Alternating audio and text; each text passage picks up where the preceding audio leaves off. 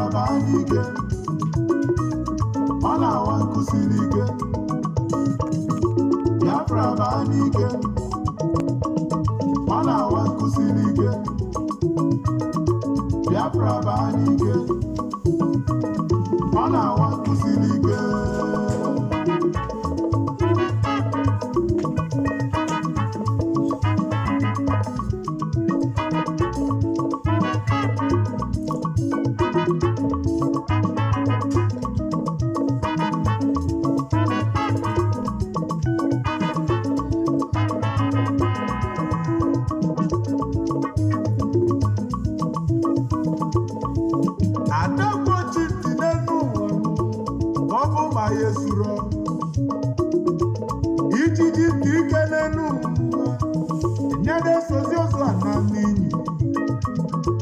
Biafra banike Biafra bungemo anyị agwago ndị Naịjirịa ga-emenya n'udo mana fa jụziri ajụ fa chọrọ ka abụbụ ugwu m'ụbọchị anyị ga-abụ ugwu n'elu ụwa aga m afụ ife fa ga-abụta Chukwu nyere ndị Israel Kenaland na banazili je kwechiri etu a ka o si nye ụmụ Igbo Biafra anyị ga-ana n'ụwa je kwechiri onye ndị Yoruba duduwa ba ga-anazi n'ụwa je kwechiri onye ndị Hausa arịwa ba ga-anazi n'ụwa je kwechiri ada bụ onye Naịjirịa bụ ife na-eme Naịjirịa bụ omume ebe ọ bụ na okporozi anyị n'ụwa onye ọbụla ga-anabazi eku dị n'ọkọ n'elu ụwa nne m ya na-eyeli mba nne ife anyị nwere n'elu ụwa nye ka anyị ga-eji wee dị ebube Naịjirịa nọzi n'afụfụ tata maka na fa chọrọ idozi anyị Biafra Naịjirịa nọ n'afụfụ tata maka fa chọrọ ịkwado ụmụ Biafra Ariaria na-alụ amaokwu mana arapụrụ fa wee jebe na China Biafra banike ọ na-awa nkụ gara aga Adaeze Igbo bụ ngo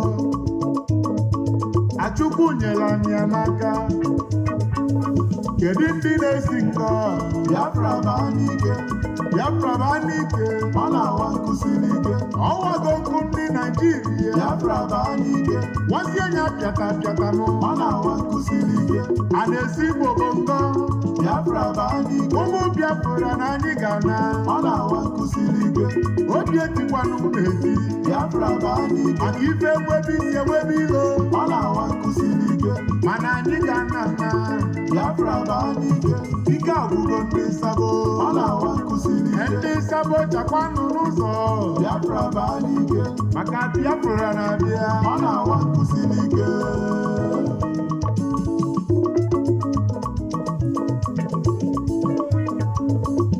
iluzie na Nsụka na UNN anyị nwere chemistry lab ebe anyị nọrụ ngwa ọgụ anyị ji rụzie ya Naịjirịa napụrụ ya oleka maka na ọ dị na ndị Biafra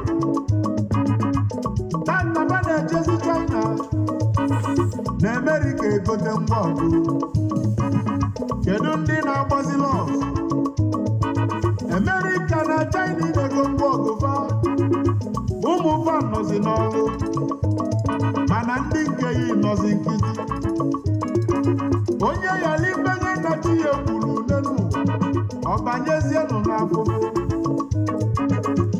ife unu ji emife niile ugo yala ịbara ụmụ Biafra ma tata Chukwu agọzighị anyị wee nye enyi onye ndu ụmụ ụzọ ọfụma Mazi Nnamdi Kanu ọhamadike Biafra ese nkotoko n'ilu mkpuchi enyejizi anyị ike Biafra wee bịa wee wazie gbazie nkụ ndị Naịjirịa pịata oke n'ọsọ ngwere n'ọsọ ife niile zoro ezo pụta ka ife mana anyị ga-ana maka Biafra bụ nke m Biafra bụ anyị ike ka ọ bụ nwanne m ọ na-awa nkụsiri ike anyị na-ebi ife kara aka Biafra bụ anyị obodo niile dị n'ụwa niile ya ọ na-awa nkụsiri ike ụmụ Biafra ga-anaba Biafra bụ anyị ike ka anyị dozie obodo anyị ọ na-awa nkụsiri ike ọ na-awa nkụ kara aka Biafra bụ anyị ike anyị enweghị okwu ndị Naịjirịa ọ na-awa nkụsiri ike agbalị mbọ ga-eme n'udo Biafra bụ anyị ike mana afa jụrụ ajụ ọ na-awa nkụsiri ike ewee jebụbụ ụkwụ Biafra bụ anyị ike taata ụfọdụ nọ n'akwa ọ na-awa nkụsiri ike ịbụ na be Lego Naija Biafra bụ anyị ike Biafra ga-akpaziri ọ na-awa nkụsiri ike ụmụ Chineke ndị ọma Biafra bụ anyị ike ibe abụ egwu agbala nze ọ na-awa nkụsiri ike egwu akpọla agbala nze ka njebe achala kwudo odogwu Mazi ọnọ na akụmokwu efi odogwu nwa na Amerịka alụsị ego ndị achala onye echichi ife menaghị n'ụwa m nwa Chineke onye ọma ọkwa isi m kụbala uwe egwu ka anyị kele na alụsị mọlị alụsị ego na achala odogwu ọnọ na akụmokwu efinu alụsị ego enye bụ alụsị ego na achala odogwu nwa Chineke onye ọma biri alụsị ego Biafra bụ nke anyị alụsị ego na achala odogwu Amerịka gị na likwechili alụsị ego ife mena ide n'ụwa alụsị ego na achala odogwu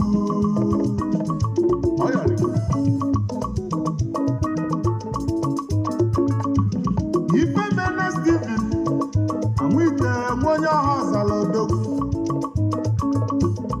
Steven Nwite o ji wọchị eme ọgụ onye ọma onye ọha ọzala emume keneghị nwa Chineke onye ọma Eboni so na Biafra o ji wọchị eme ọgọ na-ekene mi obi sikwa gị ike maka na Biafra na-abịa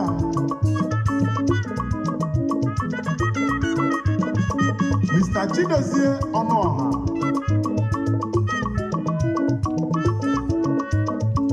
Biafra striker afụ mmalọta nne ya ofe owo ka isi bi ụwa ya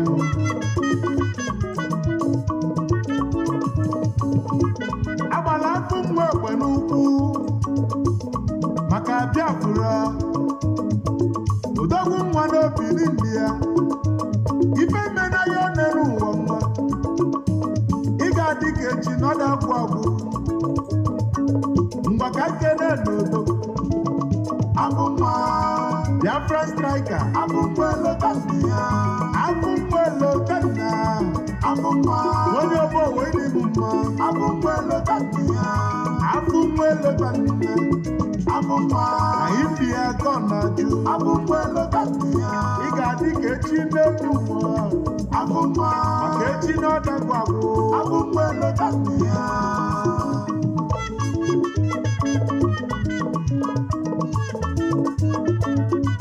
Mazi Benjamin Nnaji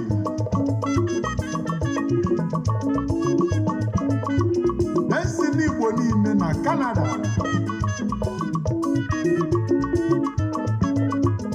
ndị ugbo Kanu ka isi bi ụwa egwu ikolobịa na-ekwuli obodo agbago esi n'Igbo niile Benjamin onye ọma onye Kanu sozibe Benjamin Nnaji esi n'Igbo niile Igbo ụwa isi na chi onye Kanu sozibe onye Kanu ekele mi esi n'Igbo niile abadị ga-adị ka echi onye Kanu sozibe na-akwadosikwa ike n'elu ụwa esi n'Igbo niile maka Biafra na-abịa onye Kanu sozibe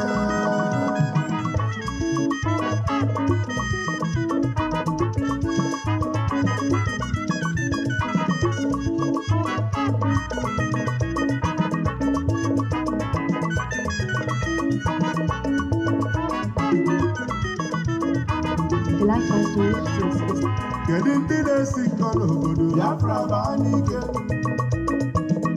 ọ na-awa nkụsiri ike kedu ndị sabo n'obodo Biafra baa n'ike Biafra baa n'ike ọ na-awa nkụsiri ike tebaka enweghị n'ofe Biafra baa n'ike maka Biafra na-abịa ọ na-awa nkụsiri ike a na-esi bogongo Biafra baa n'ike obodo Biafra ka anyị na-ekwu ọ na-awa nkụsiri ike anyị gwaliba ka emenye Biafra baa n'ike pararụ ka abụbụ ụbụ ọ na-awa nkụsiri ike o suru onye ga-abụ Biafra baa n'ike ofu obi ka anyị ga-eji ọ na-awa nkụsiri ike ụmụ Biafra kwurugo Biafra baa n'ike anyị chọba ndụ ofu obi ọ na-awa nkụsiri ike ofu obi n'anya ga-enye anyị ya Biafra baa n'ike Biafra baa n'ike ọ na-awa nkụsiri ike ọwago nkụ ndị Naịjirịa Biafra baa n'ike ibe ọma ka anyị na-achọzi ọ na-awa nkụsiri ike onye Chukwu mere eze ga-echirili Biafra baa n'ike maka Biafra bụ nke m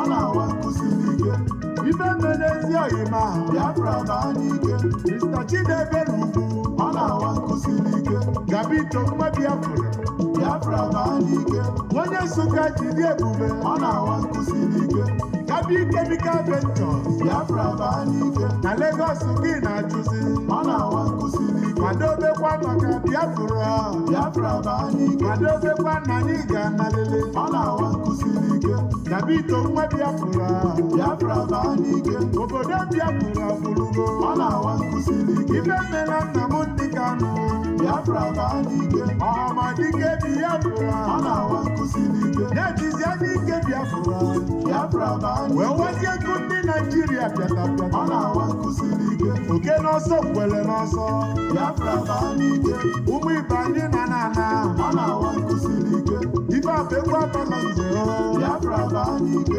egwu ikolobịa ka bụ ọ na-awa nkụsiri ike a na-esi Igbo bụ ntọ Biafra baa n'ike ụmụ ibe n'anya ọ na-awa nkụsiri ike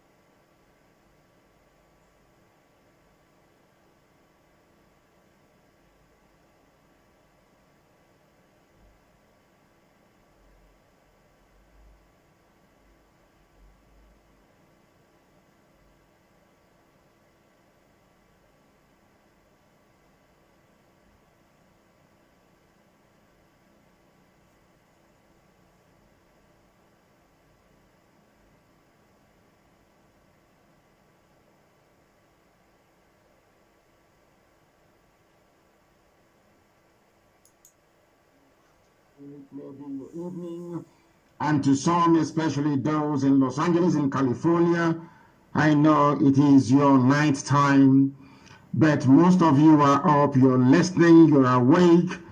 Some people are dedicated to the very lecture, to the very tutorial, to the incorruptibility of this very platform and the news we disseminate and propagate. Our job is to restore the kingdom of heaven upon the face of the earth by the grace of the Most High. And that is what we are going to do. That is why we remain as always incorruptible, unbribable, whiter than white and whiter than snow. And the whole world is bearing us witness. They will bear us witness this very day, because once again, this very truth, I wouldn't say it will be preached, but of course it will be discussed and digested and dissected as usual for the benefit of those who are incapable of reasoning, and of course for the advanced enlightenment of those who possess some common sense already. Once again, I welcome each and every one of you. We shall pray very shortly, and then after that our lines will be open, and anybody who would like to text any message or any question across, you're more than welcome to do so. In fact, that will be our preferred option, our preferred method. I do not want any greeting. I do not wish or want anybody to dwell on the accomplishments that Chukwukikabiam has been able to run through us. I want you to please ask us the most difficult questions you can formulate in your brain. I want people to come here this morning, having listened to us, to go away with the impression that we know what we are doing, that we are able to answer every question honestly and intelligently. That is what we intend to accomplish this very morning. A lot is happening, and a lot will continue to happen until Biafra is restored. But one thing I can assure our enemies is that we are not going to relent. We are unstoppable. Nothing, and I repeat, absolutely nothing, is going to stop us from restoring Biafra the way we intended to be, or should I say the way that Chukwukikabiama intended. We must pray this very morning, and as always, the prayer will be very short, and to underline the very fact that this very mission we have undertaken, this very effort that Chukwukikabiam has determined that we must pursue, is one that is done with the full backing, knowledge, support, and guidance from heaven itself.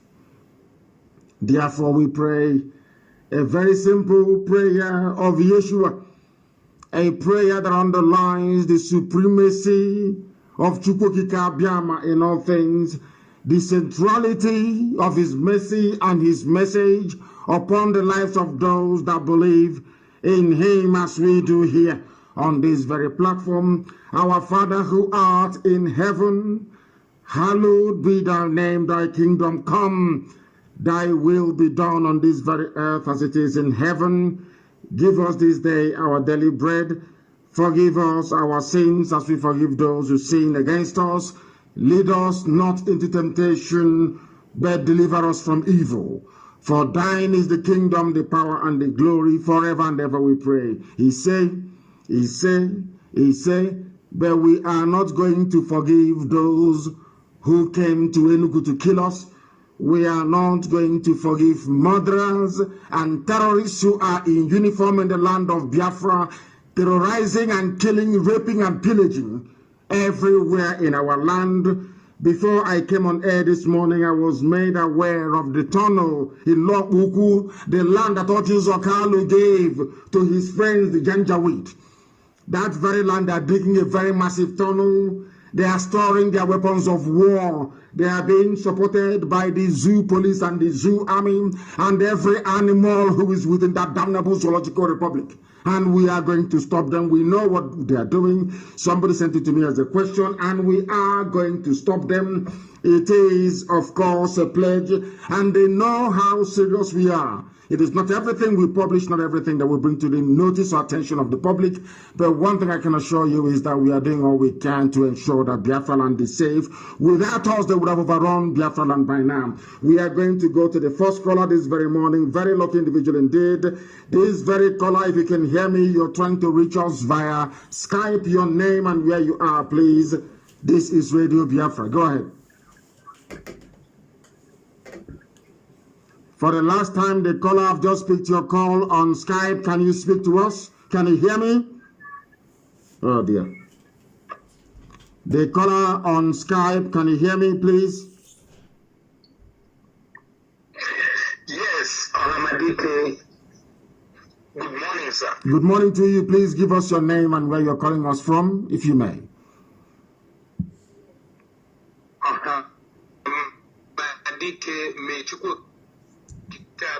Bless you. I'm calling you from New York. From New York. Thank you very much. Please. And what is your name again? My question to what is your name again, please? We didn't get that. It has not been easy for us to wake up and listen to you this time of the night. No, you're not. Are you listening to me? Are you listening to me? Oh my goodness, they're not paying attention. I said, give us your name again. We didn't get that very clearly. What is your name? My name is Bright Daniel.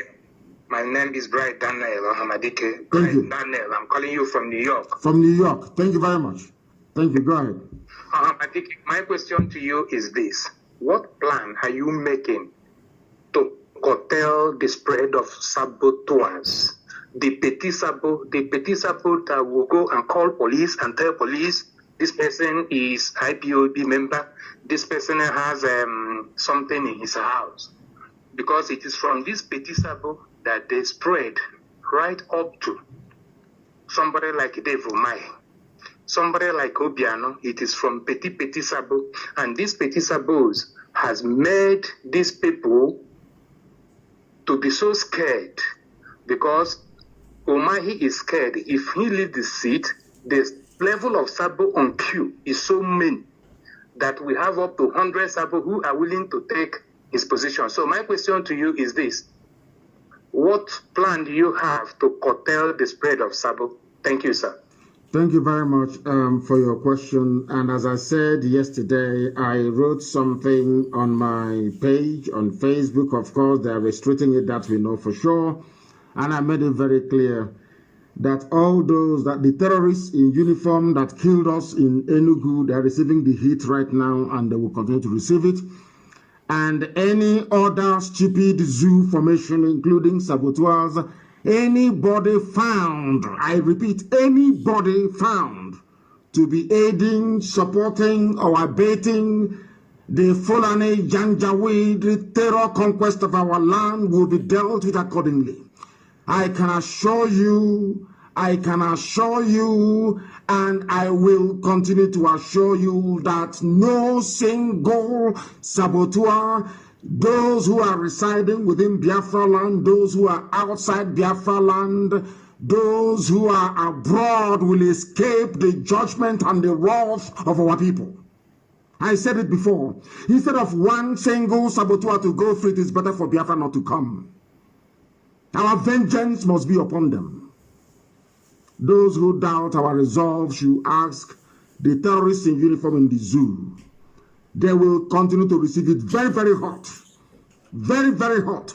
And if they like, we escalate.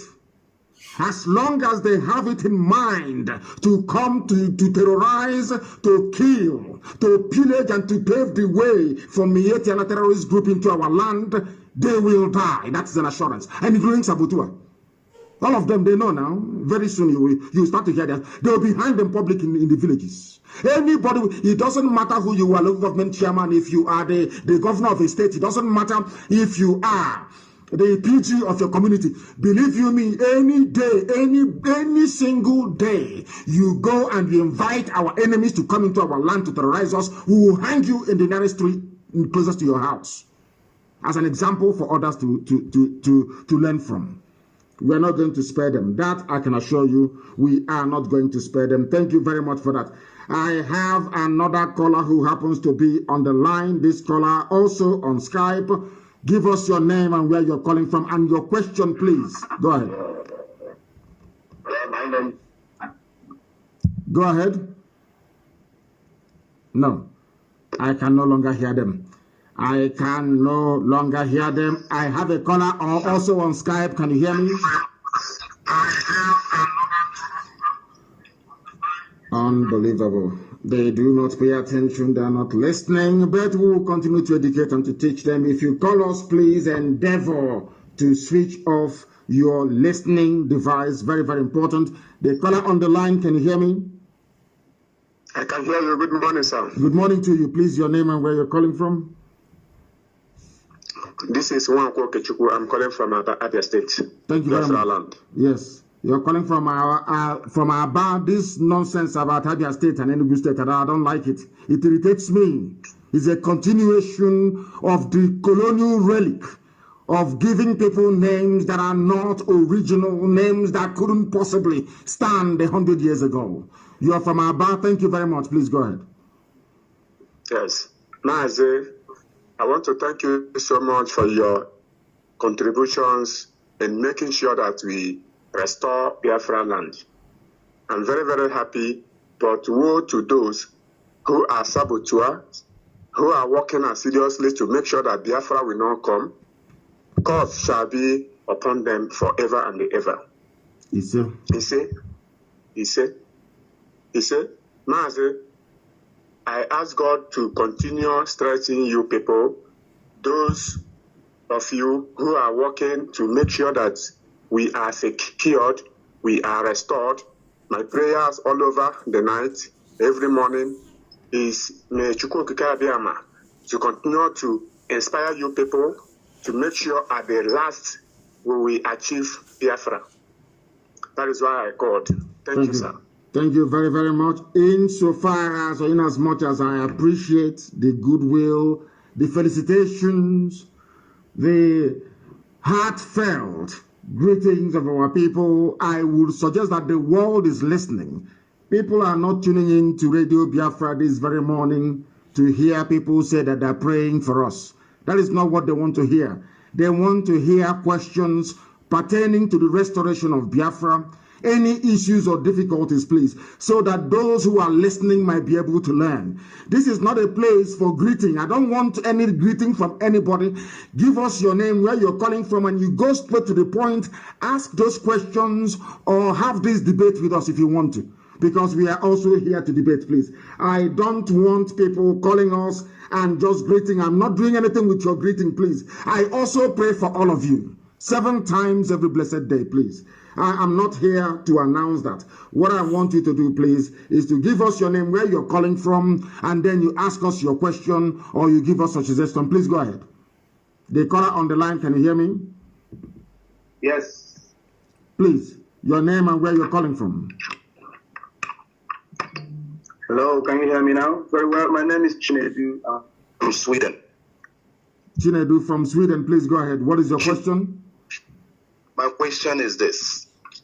First of all, just quick felicitation. You're doing a wonderful job. I don't know how you get that strength. May God continue to strengthen you. My question is this.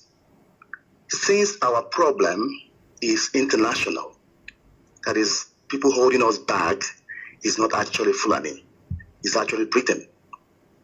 I ask, is it not better for us, all Igbos in diaspora, to agitate, to go on procession, march in the streets of Europe, so that the world will actually hear us? Because what they're doing down home, they're just killing them for nothing. But if we make, let's say, 10,000, 20,000, 50,000 man march in Germany, in London, the world will hear us. That's what I'm suggesting. Because this is getting too long. People are losing hope. People are dying. And I don't think those people are being killed in Enugu or in Onisha. People, the world, are not hearing anything from us. Nobody's hearing anything. It's just being killed for nothing. So that's what I want to contribute. Let us move in Europe. Everybody on the streets. If one person is killed, like what happened in George Floyd situation. The George Floyd procession shook the whole world, and the whole world heard it. No one heard us. Because the Lloyd George procession, my dear brother, you're right, but we've been protesting in Europe. The thing is that if the reason why you heard about Lloyd George was because CNN covered it. They think it will play very badly for Trump at the U.S. Elections, at the polls coming up in a few weeks' time. You heard about Lloyd George because BBC carried it. You heard about Lloyd George because Al Jazeera carried it. I'm sure, perhaps, I don't know for you, for most of us, there was no Lloyd George rally or protest march around where we live. But we heard about it. It resonated all over the world because the lamestream media decided to carry it. It suited their purpose, so they carried it. We've been protesting. And I will tell you something that this morning that most people do not know. When Trump became the president-elect in the year 2016, our people went to Trump Tower to go and see him. We had our flag, our memorabilia, as always. Do you know the way we do things? IPOB in New York. IPOB in New York organized it. And we went to Trump Tower to go and, of course, do what every other group, every other interest group was doing at the time. Do you know that CNN was outside Trump Tower in New York? And as soon as they saw Biafra and Biafran flag, the man pointed his camera downwards. And one of us went to him, I think it was Eze Kwesile that went to him and asked him why he pointed his camera downwards. Do you know what this white man said? A white cameraman for CNN. You know what he said? He said, I don't want to lose my job. And then he asked him, but you've been here filming people coming, streaming, coming in and going all this while. What is so special about us that you don't want to show us? He said, no, I do not want to lose my job. If I show you on the screen, if they see Biafra on the screen, if they see your flag on the screen, I will lose my job. A white person in New York. Ask yourself this question. Ordinary BBC Igbo, ordinary I say because it's been run by Fulani people and some Efulefus that they recruited. Ordinary BBC Igbo, for your information, cannot objectively carry the killing of our people that happened in Enugu. They couldn't carry it. These are people that actually speak Igbo. This was happening in Enugu. They are there. They are support. Of course, their headquarters is in Lagos. That tells you how foolish they are. They couldn't carry it. Most of the stations we have in our land did not carry it, only brave ones. All those that depend on a political master who is a slave to a Fulani Janjaweed in the north did not carry that very news. It's not that we don't protest. Of course we protest. It's not that we cannot march on the streets. Of course we do march on the street. But once there is this grand conspiracy against you, there is very limited space for you to send your message to the rest of the world. But I can assure you very soon the world we understand. We know what to do and the world will start asking questions. That is what we are doing right now, and that's what we're going to continue doing until they now come to us to say, what is going on? Tell us what is wrong. We know what to do. Now we are doing it. The killing of our people in Enugu have now told us what to do, and that thing we are doing and doing very well. And believe you me, the zoo is in one almighty mess. That I can assure you. Thank you very, very much for your call. I welcome it. As I said, please, I don't need any greetings. I don't need any thanks. Go straight to the point. Your name and where you're calling us from, please. The caller on Skype, the world is listening. Good morning, sir. Good morning to you, please. Thank you. My name is Uchenna Ogu. I'm calling from South Africa. From South Africa. Go ahead, please. Yes, my question straight to you this morning is I want to ask you, do we have some doctors who can treat people who have a gunshot in Biafra in case we start Hello? He's asking us if we have doctors that can treat gunshot wounds, and the answer is yes. And there are some things that some of our people do not understand, and I will explain it this morning. Thank you for your question.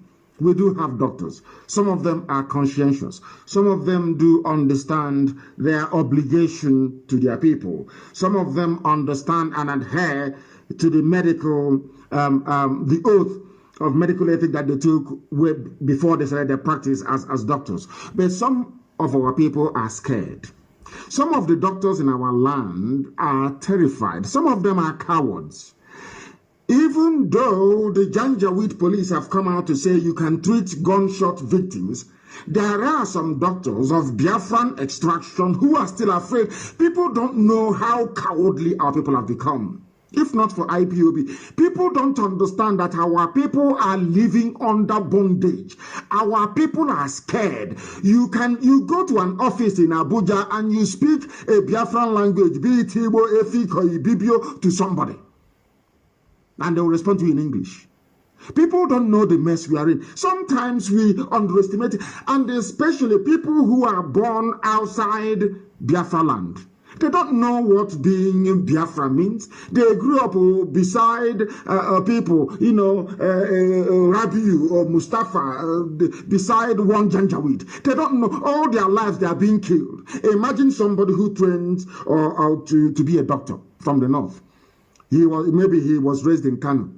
All his life, there's either might have seen a riot or he's seen his people killed all around him. No police case, nobody's being held responsible or accountable for it. Nothing is happening. So he grew up or she grew up in fear. The truth of the matter is that Biafrans are growing up in a climate of fear and intimidation. They now have fear as part and parcel of their essence. Once in fact, to the point where they see doing something nice for their people, they will be thinking to themselves, how would a Janjaweed, the Fulani man, see this?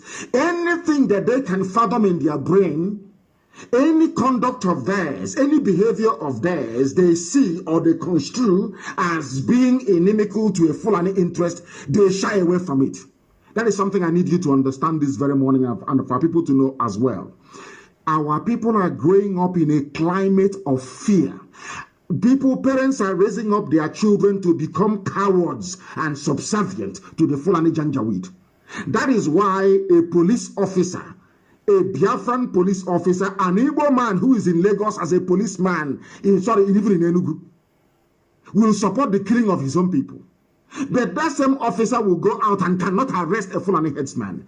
That tells you that our people from 1970 to the time that IPOB came, our people became, and given the quality, or should I say the lack of the leadership in our land, given what Ohaneze is doing, given what your governors and political leaders, apart from Abaribe. Now you can see that people grew up in a climate of fear. If treating a gunshot victim will annoy a Fulani police officer, let me not do it. These are people in the villages. These are the things that our people don't quite appreciate and understand. People need to come to the realization of the enormity of the work that IPOB has done and will continue to do for our people. We are removing that fear, that morbid fear that we have within us, that anything that will annoy a Fulani man, we shouldn't do it. Even if the Fulani man is not there. Most of the doctors that refuse to treat gunshot victims in Enugu, there was no Fulani police officer around, but they are scared. Because some of us raise our children to become cowards in this room. And that is the nonsense we're putting to an end. And we must continue to do so. I have another caller who happens to be on Skype. Give us your name and where you're calling from, please. Good morning. Good morning to you, please. Your name and where you're calling us from, if you may. I am Mazi from Johannesburg. From Johannesburg as well. The second caller today from South Africa. Please go ahead. There is a question I have here. Ask it. Like from one of your previous broadcasts, you said that you need about 100 men from Biafra land to join you in this struggle. Yes. So I've been wondering within myself since then, trying to know what kind of men are these men that you need. The type of men we need are those who are pure at heart, loving Biafra with all their being, willing to sacrifice anything sacrificable for the restoration and the sustenance of Biafra. People who will gladly give anything, I say anything, to ensure that Biafra is restored And I have a shocking news for you. In all the years that we have been agitating for the freedom of our people, I have not found up to 15 people who are the way that we are, who are willing to sacrifice everything sacrificable to make sure that Biafra is restored without enmity, without rancor, without greed, without jealousy, without any personal interest. We have been fighting for years. I'm telling you, in all my life, I have not come across up to 15 people that will do anything for Biafra. Never have not. And Chukwukika Biama said, until there are 100 of you, nothing will happen. I need minimum 100 of you that can dedicate and give anything for Biafra, and then you see Biafra come. But we are pushing for that and praying for that. And this year, we are going to make very serious inroads, that I can assure you. So if you are one of those who are prepared, I want you to, the analogy, the simplest analogy is like the disciples that followed Yeshua in the New Testament. Yeshua said to them, you must abandon everything. Everything, even those of you who are fishers of men, you must abandon everything you're doing and come and follow this very ministry. Come and join this very gospel. That is the mindset our people will need to have. It doesn't matter how poor you are, how wealthy you are.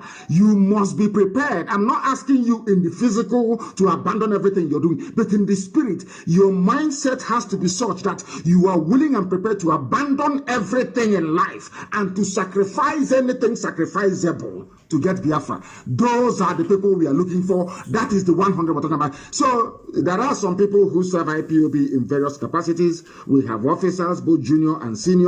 That doesn't mean they meet this criteria.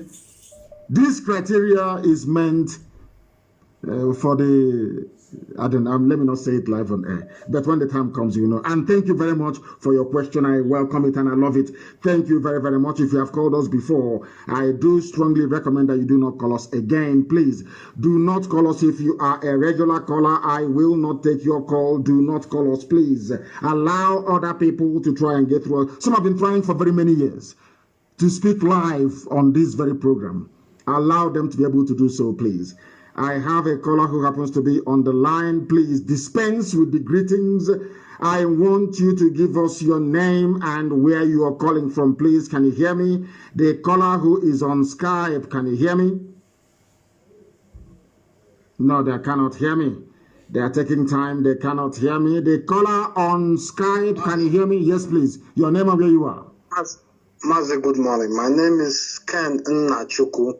I've been following you for a long time on Facebook, or maybe you have been seeing a lot of my posts. So, and it has taken me a long time to reach you on phone today. So my question is just, let me know where time is. There are where are you calling from? Yeah, I'm calling from Germany. From Germany, please go ahead, yes. So we have a lot of problems here in Germany in our IPOB family. Yes. Which I said, if I will have opportunity talking to you privately, it will be a very What sort of problem discussion. do you have? Let's put it out in the public domain. What sort of problem do you, because if you wash something in secret and it's not clean, you wash it in the public. If my linen is dirty and if I keep washing it in secret, I can never get it to be clean. If I wash it in public and it will be clean, then I wash it in public. What are the issues you're having? Because I know that Collins is our new national coordinator in Germany and things are moving very well. What sort of issues are you having where you are? Yeah, because I'm living in a province in Germany that is called Bremen. So we have been having a problem coordinating ourselves together here in Germany.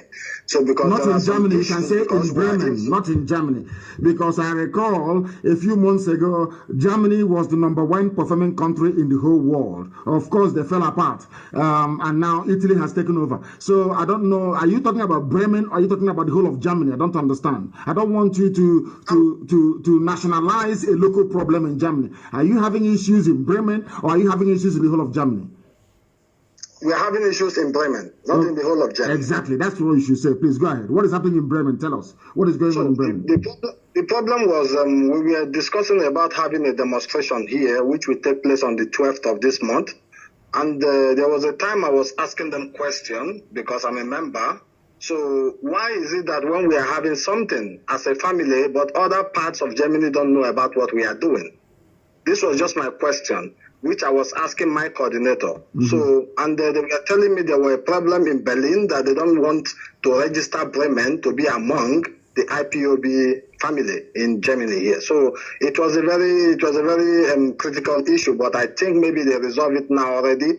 I don't know. We are having a meeting tomorrow too where I will be attending, and I will just find out tomorrow if this issue have been resolved. Because my own idea was, if there is anything we are doing in Germany, every part of Germany have to know about it.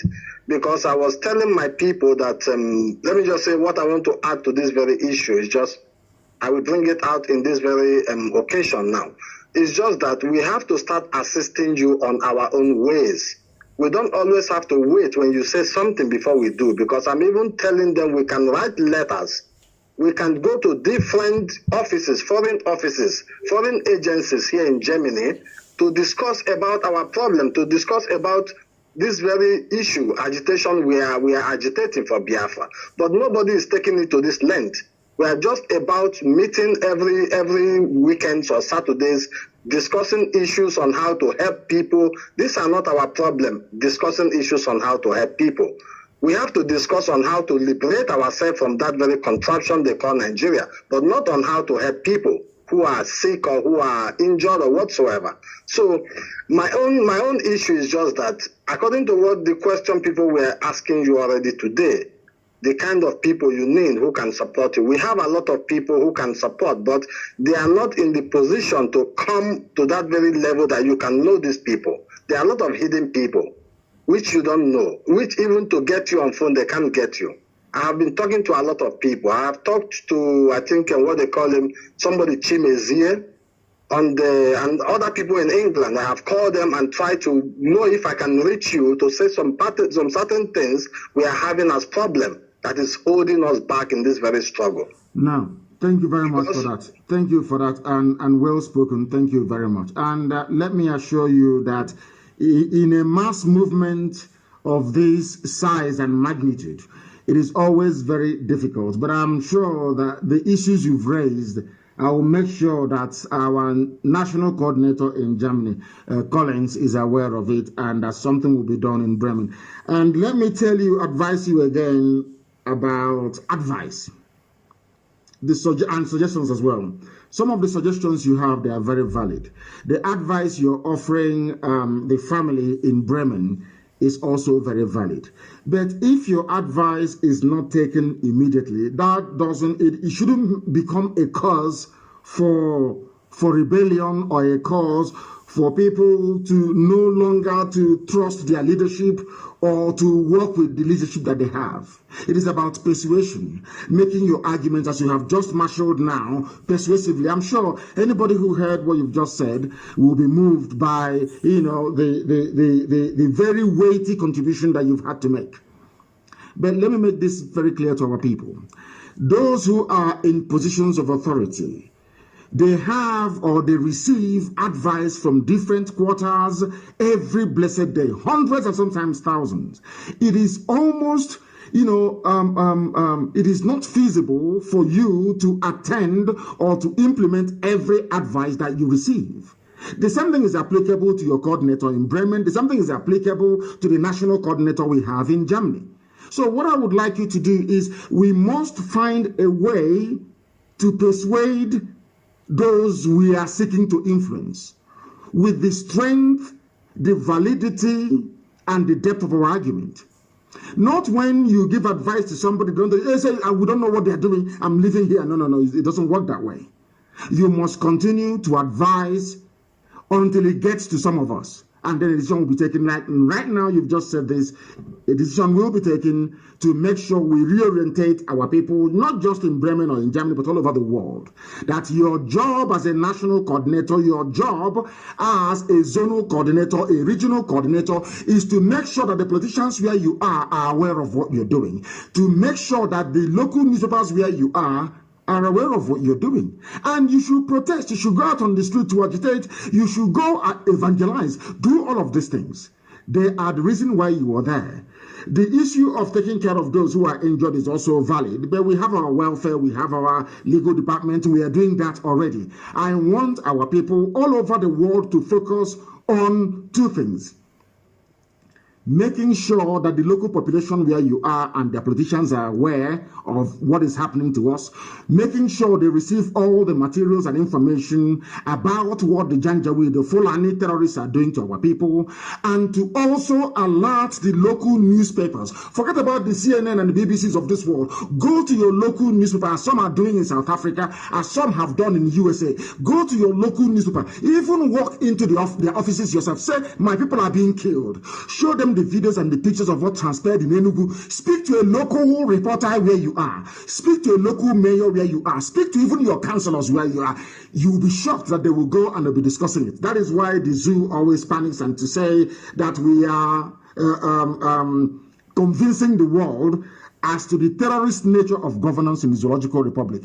What you said, my dear brother, is very valid, and we have taken it on board, and it will form the basis of what we do all over the world. It is no use being a coordinator just for the sake of it. It doesn't matter where you are, even if you're a coordinator in the Zoological Republic. What I would like you to go to a local, speak to a local journalist, speak to local people, tell them this is what is happening. Share the news, the very horrible news of all the terrorist atrocities happening in our land, the abduction of our mothers, the raping of our sisters. These are the things that the world want to hear. Not just somebody answering a coordinator or sitting down somewhere, you're not doing anything. I want you, even if you are in Indonesia, I want you to go and make sure that the local politicians where you are understand the reason why we are in Indonesia. I want them to understand what is happening to us, that we are victims of Fulani terrorism supported by Britain. We must make this very compelling case because they have all the money in the world, they have all the rich in the world. Mind you that Britain is working for them. Britain wants everybody to be Islamized. You must understand that very clearly. Therefore, we must work 2 times harder than our enemies. And that means that each and every one of us, it is not, you don't have to wait until you become a coordinator or you become an officer before you do something. You can bring in a suggestion and say, I am going on a... Nobody can stop you from going out on a protest. Nobody can stop you from going out to sensitize your local senator or your local councillor. Nobody can stop you from doing that. You are at liberty to do that, please. At liberty to do that if you want to. And of course, I'm encouraging all of you to do that, please. Very, very important. Thank you very much for your call. Today, we are receiving very good calls, which is true. I will also caution, I want people to dispense with all the greetings, please. I do not need it. I don't need the greetings. Very, very important, please. We do not need any greetings this morning. Just go straight to the point. Go straight to the point, please, and tell us what you would like to tell us. Once again, our lines are open. I'm even terrified to open our main line because I know that once I do now, it will crash once again. It will crash. There are loads and loads of people trying to get through to us. I have a caller on the line on WhatsApp. Rather, give us your name and where you're calling from. We are Radio Biafra. Go ahead. Can you hear me? Good morning to you. Good morning to you. Please, your name and where you're calling us from. This is... I'm calling from Abreba. My name is Oju Abai. Abai, thank you very much. I'm calling because of the fear in our people. Something happened last week in Owerri Airport, that Simon Bagwe Cargo Airport. Yes. Where the uniform men, they are just 3 boys holding captive like 200 Igbos vehicles online collecting money, because when you knock 10 o'clock, that is their source of money. They start collecting everybody, but they will wait you. That road is bombed. The road is not good. Nothing is. Anybody that pass the other side, they will stop the person. They stop like 200 cars. They start collecting keys. These people have no badge. Do you know that they stopped me too? They stopped some Alhaji, some of us. You know, when they leave to the Alhaji, they ask him to bring the key. The man opened his eyes for them. The guy to obey the order. He can't do anything. You see that the man is a full Hausa. He's a northern man. He didn't collect the key. But all the Igbos were afraid. They submit their key. Some of them were wounded, some of them, but when I want to revenge, some of them, no, they start blaming me. They will kill you, this is, so this, I don't know how to do this madness, because that is the only thing I see holding us. If we can have in mind that any soldier with the uniform, with that name in the gun, we can get him down. In this zoo country, they will start thinking themselves, but we don't have men.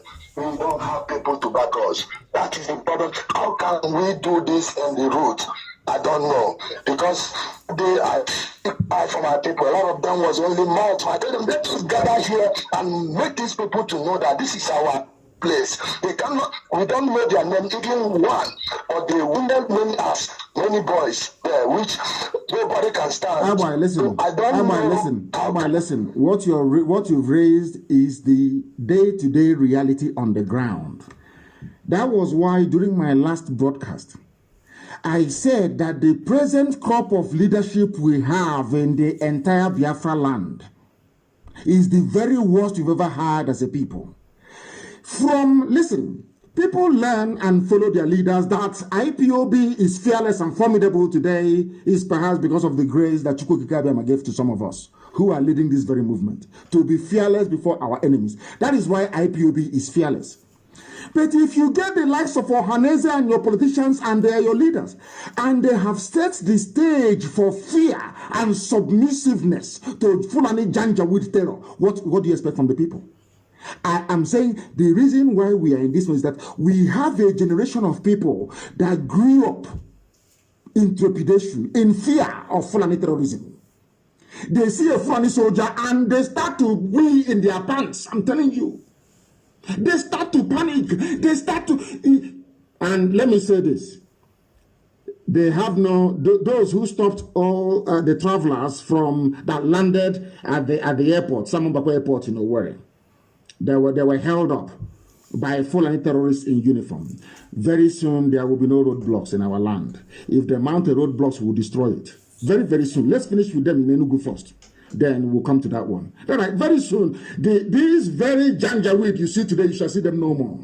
It is incremental. We are coming very slowly. Because if we run faster in our shadows, the world will blame us. We want them to give us the reason and the excuse to do the things that we are going to do and the things that we are about to do. That the world, this news that you hear that CNN is not carrying, they will carry it by force. I can assure you, they will report Biafra very, very soon. The same way we say to them, we will not pay you when you talk about Biafra. They are doing very soon. You see all the problems we are going through. The world will be forced to discuss it and to know about it. We know what to do, and we are doing that. Those in Enugu can testify. The terrorists in uniform in Enugu can tell you more.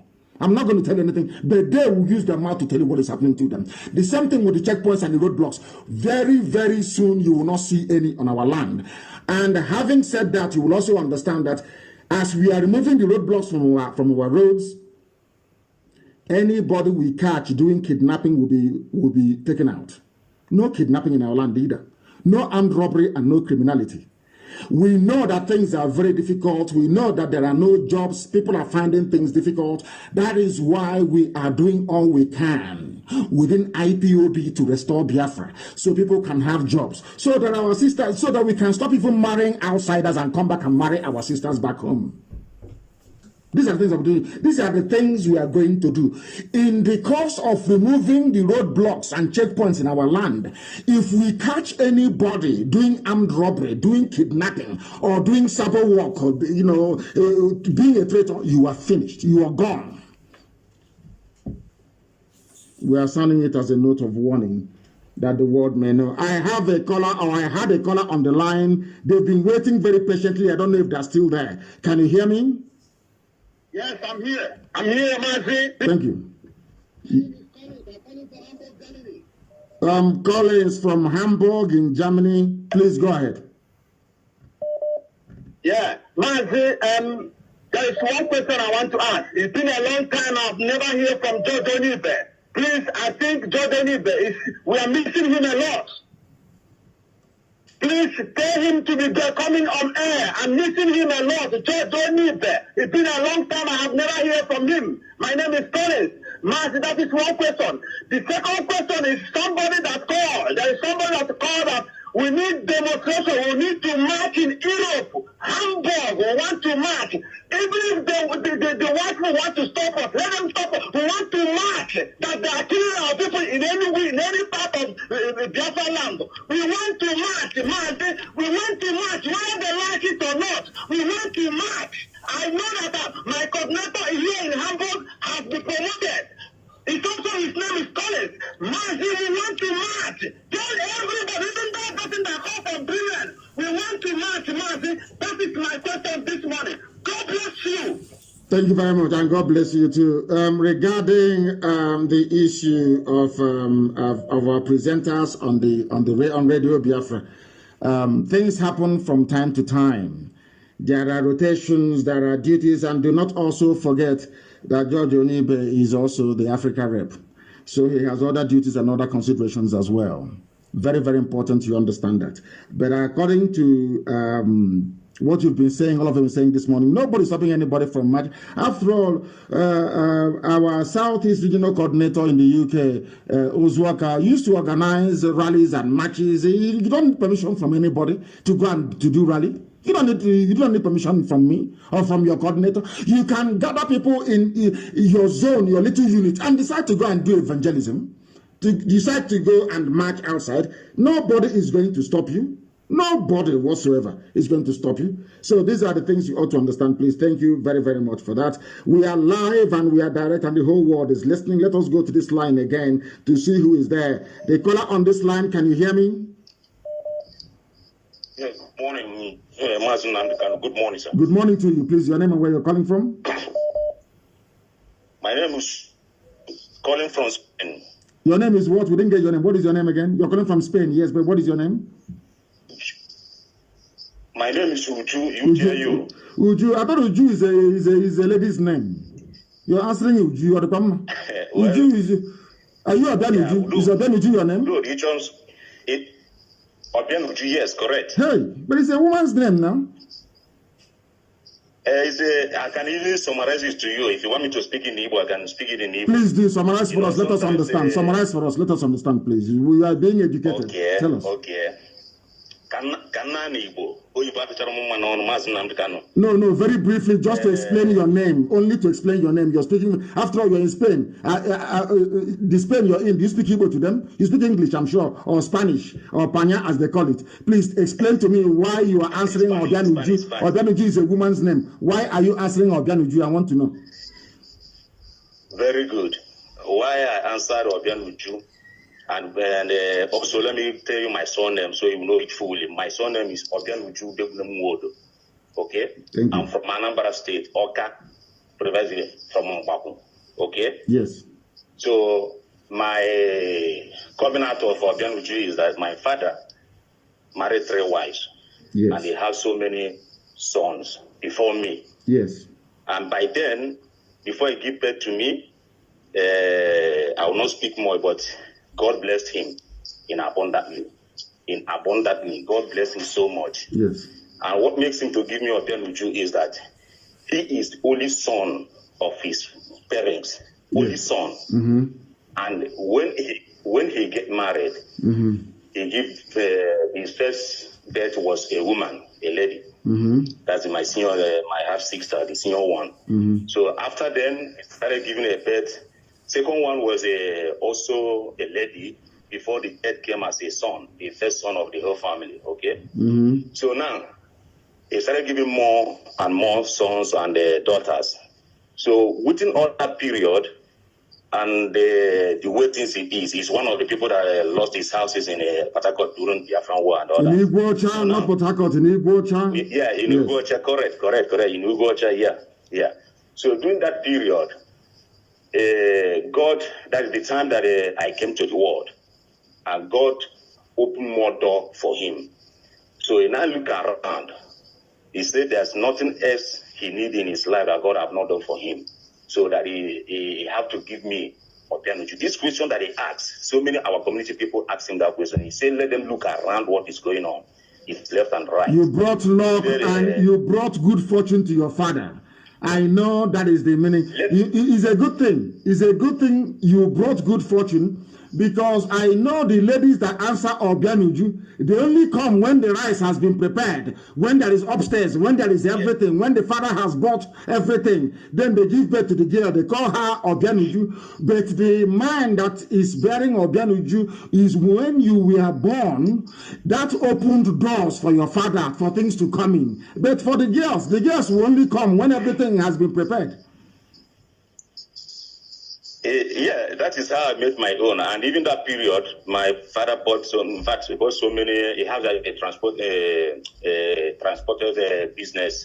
Yes, a transportation company. Yes, he was a transporter. Yes. Yeah, he was a transporter. So both big, in a brand new car, not the Tukumba what we are doing today. Yes. What we call tear rubber. Yes. So that's how he come. And he never called me my English name.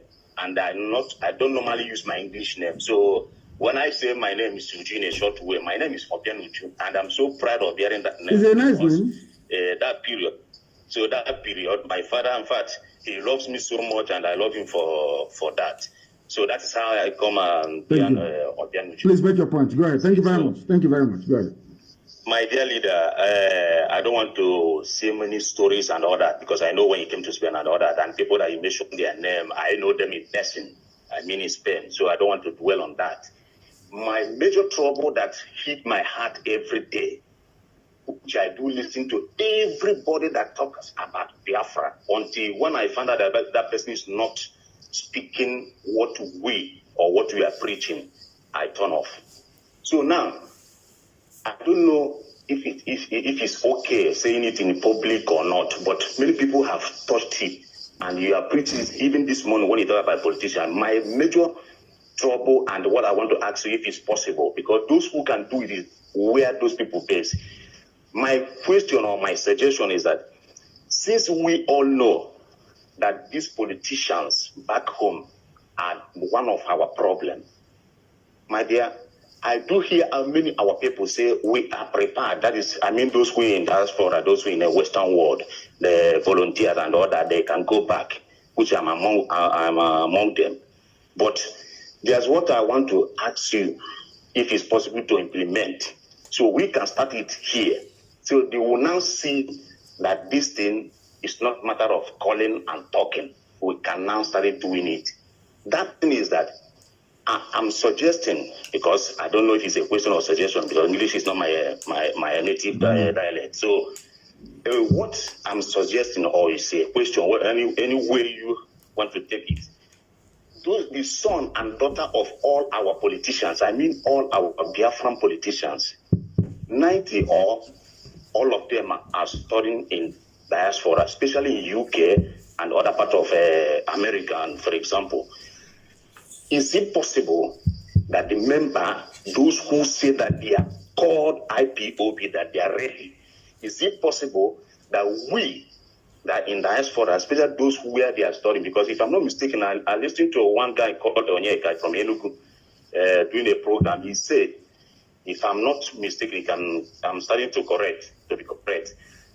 He said the son or daughter of Ojuzokalo or Abo Hausa, they are studying in Manchester. Then where I'm going is that, is it possible that we can go and pick them and use them as that sacrifice, that they are using our people back home as a sacrifice? So when they see that they're hitting their son or daughters in Europe, in the Western world, by then, them being back home there, they will wake up and they will facing the people of the other IPOB member back home on ground there. So let us start slaughtering their own daughter and son that they use that evil money to sponsor in Western world to study. So if he think of it that it's okay, then let's give the order those who are close to them, because there's so many ways of trapping them down, and we know the law of where we are living, to say that maybe if anything goes wrong. But my point is that to keep killing their daughter and son, that is where I'm going to.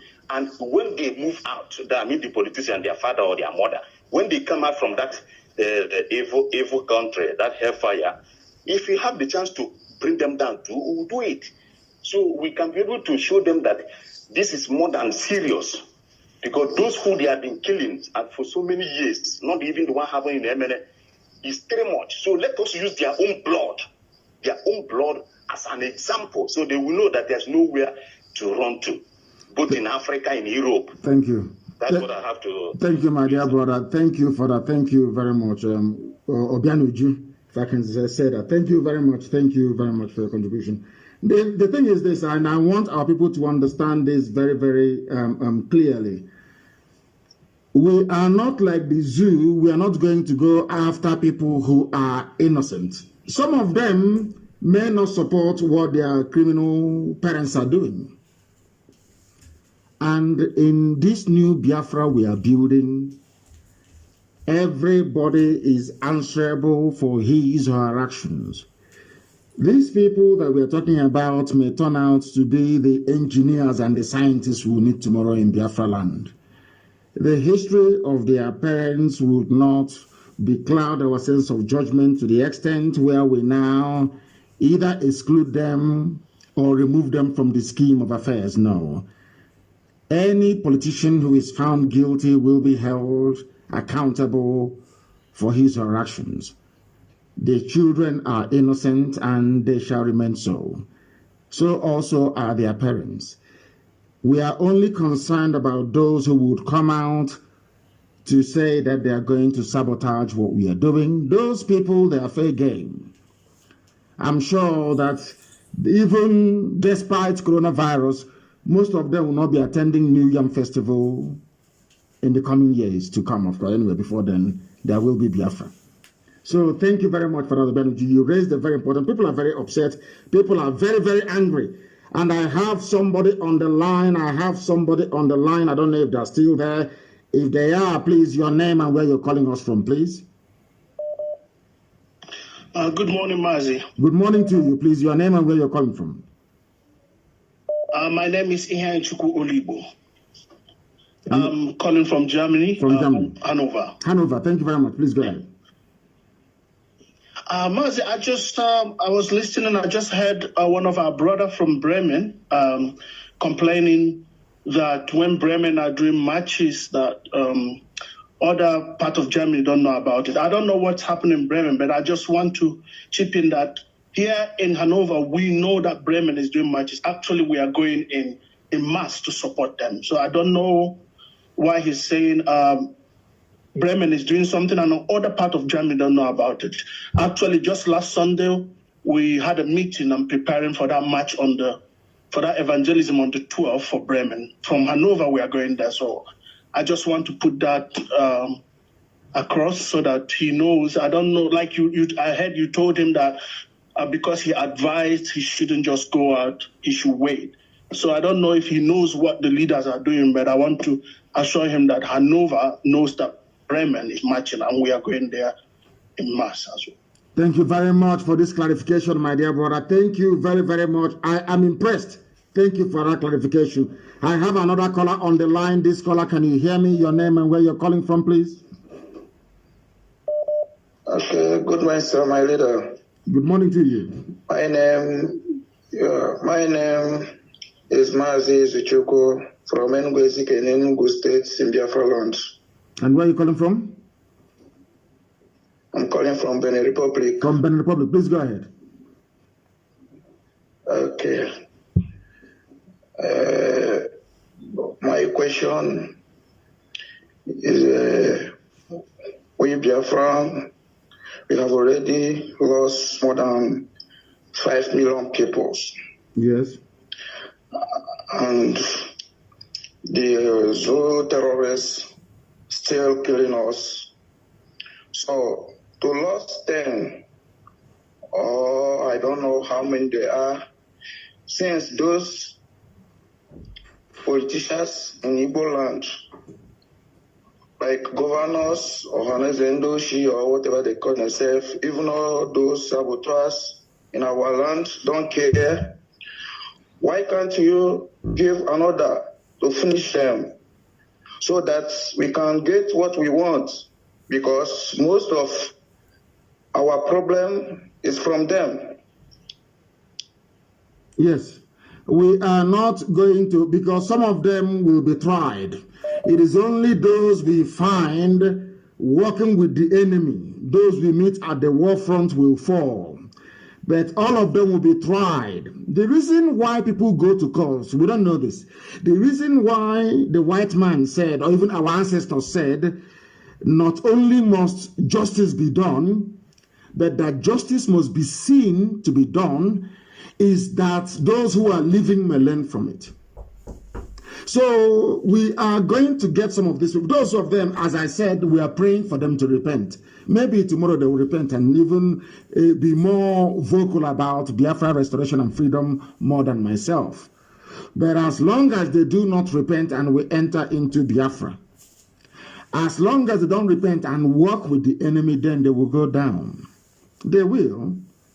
As what is now happening to the zoo, they understand it now. That we are very, they've always known we are serious anyway. But our intention has now been made very clear. And as I said, no saboteur will go free. We cannot. The reason why we are going through this nonsensical phase now of sabo everywhere was because after the war, you know, let me tell you what happened after the war.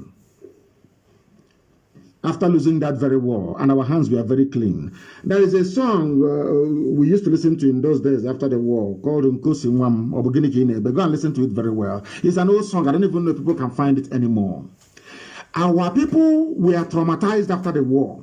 The trauma was not out of the defeat of the war or the loss of the war, or the conspiracy that Britain that gave us Anglican Church, gave us Bible, sided with Islam to kill us. That wasn't the problem. Our people, our fathers, our grandfathers, our mothers, we are reflecting after the war. They kept asking themselves, are you sure there is God in heaven? Because all through the years and millennia of our existence as a people, we always believe that God will reward the righteous. And there is a saying where we come from, because we did nothing wrong. Let me tell you how our people reason. Because we did nothing wrong before God and before man, and we suffered such a loss, such a genocidal, that the trauma was so much, our people started asking God, but we have done nothing wrong. What did we do? Why was it that you allowed this thing to happen to us? We did nothing wrong. Understand this very well. That is how our people were conditioned to reason and to behave for thousands of years. That if you've done nothing wrong can happen to you. We believed in the law of karma. Because we went into that war, having not done anything wrong to anybody. And the world ganged up against us. Our people started asking after the war, but what did we do? Who did we offend? Did we offend Britain? Did we stop sending our money to Canterbury? Did we stop wearing cassock in the church on Sundays and praying for... We used to pray for Queen Elizabeth. Even if you go to the old prayer book, it's still there till today. They pray for the Queen.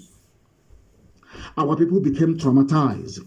And it took them many years to come out of that trauma. That trauma, IPOB brought them out of it from the year 2014 till now. That trauma they were suffering.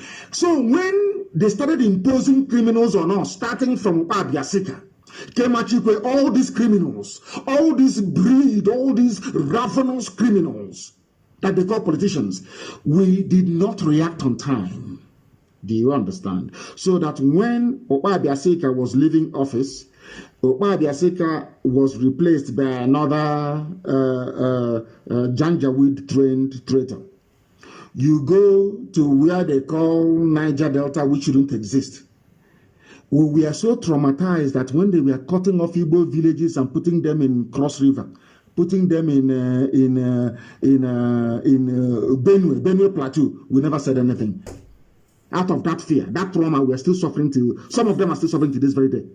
Out of that trauma, Ebema you see in Imo State was cut into three.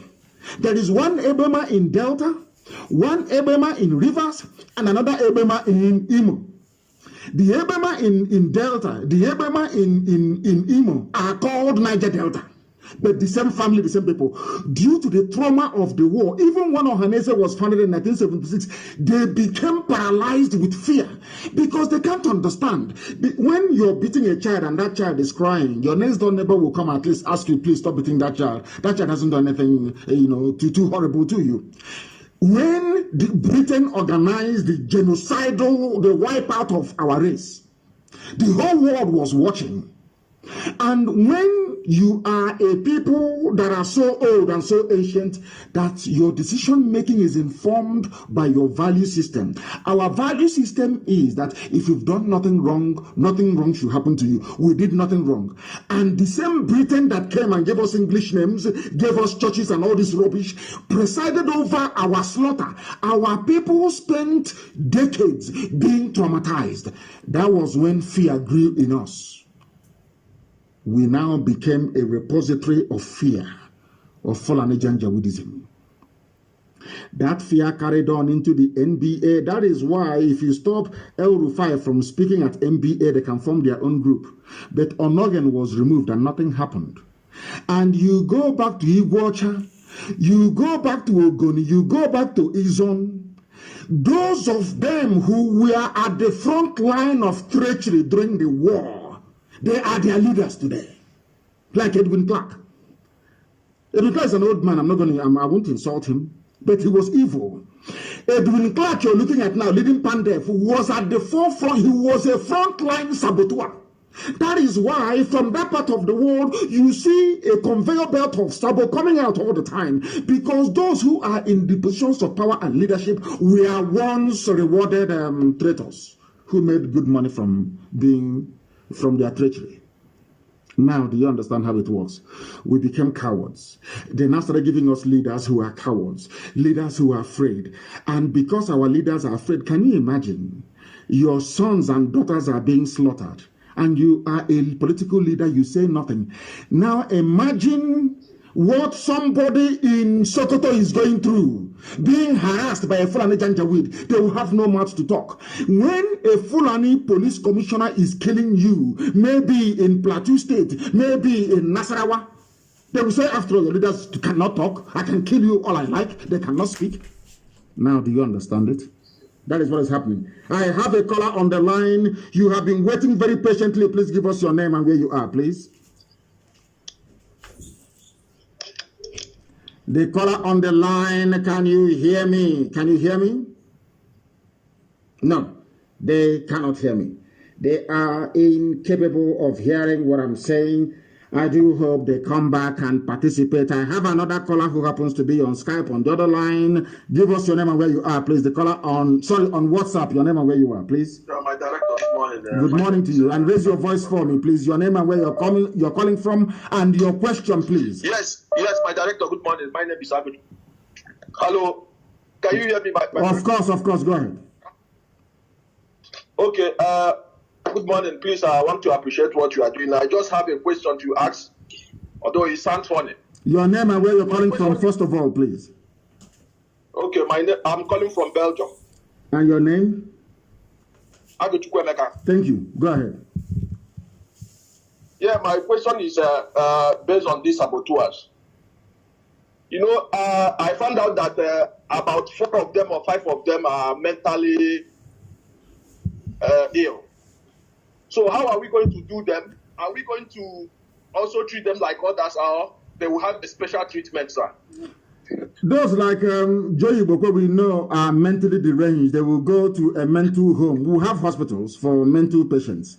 People like Joey Boko that was talking about our marginalization before and went as far as saying that we will even carry guns if need be, and then went back and became Gota commissioner for Gota in Lagos State. You know, people like that we know have certified mental problem. Then they will go to psychiatric homes. We will put them in hospitals because you cannot try them and kill them for the simple reason that they are not with their faculties. Their brain is not correct. So people like that will be in a mental home. That's what we're going to do. Those who we find not to be well will be in mental homes. Then those that we know are normal, they knew what they were doing, the Abora Wosas of this world, then they'll be tried and they'll be hanged in public. They'll be tried and they will be hanged in public.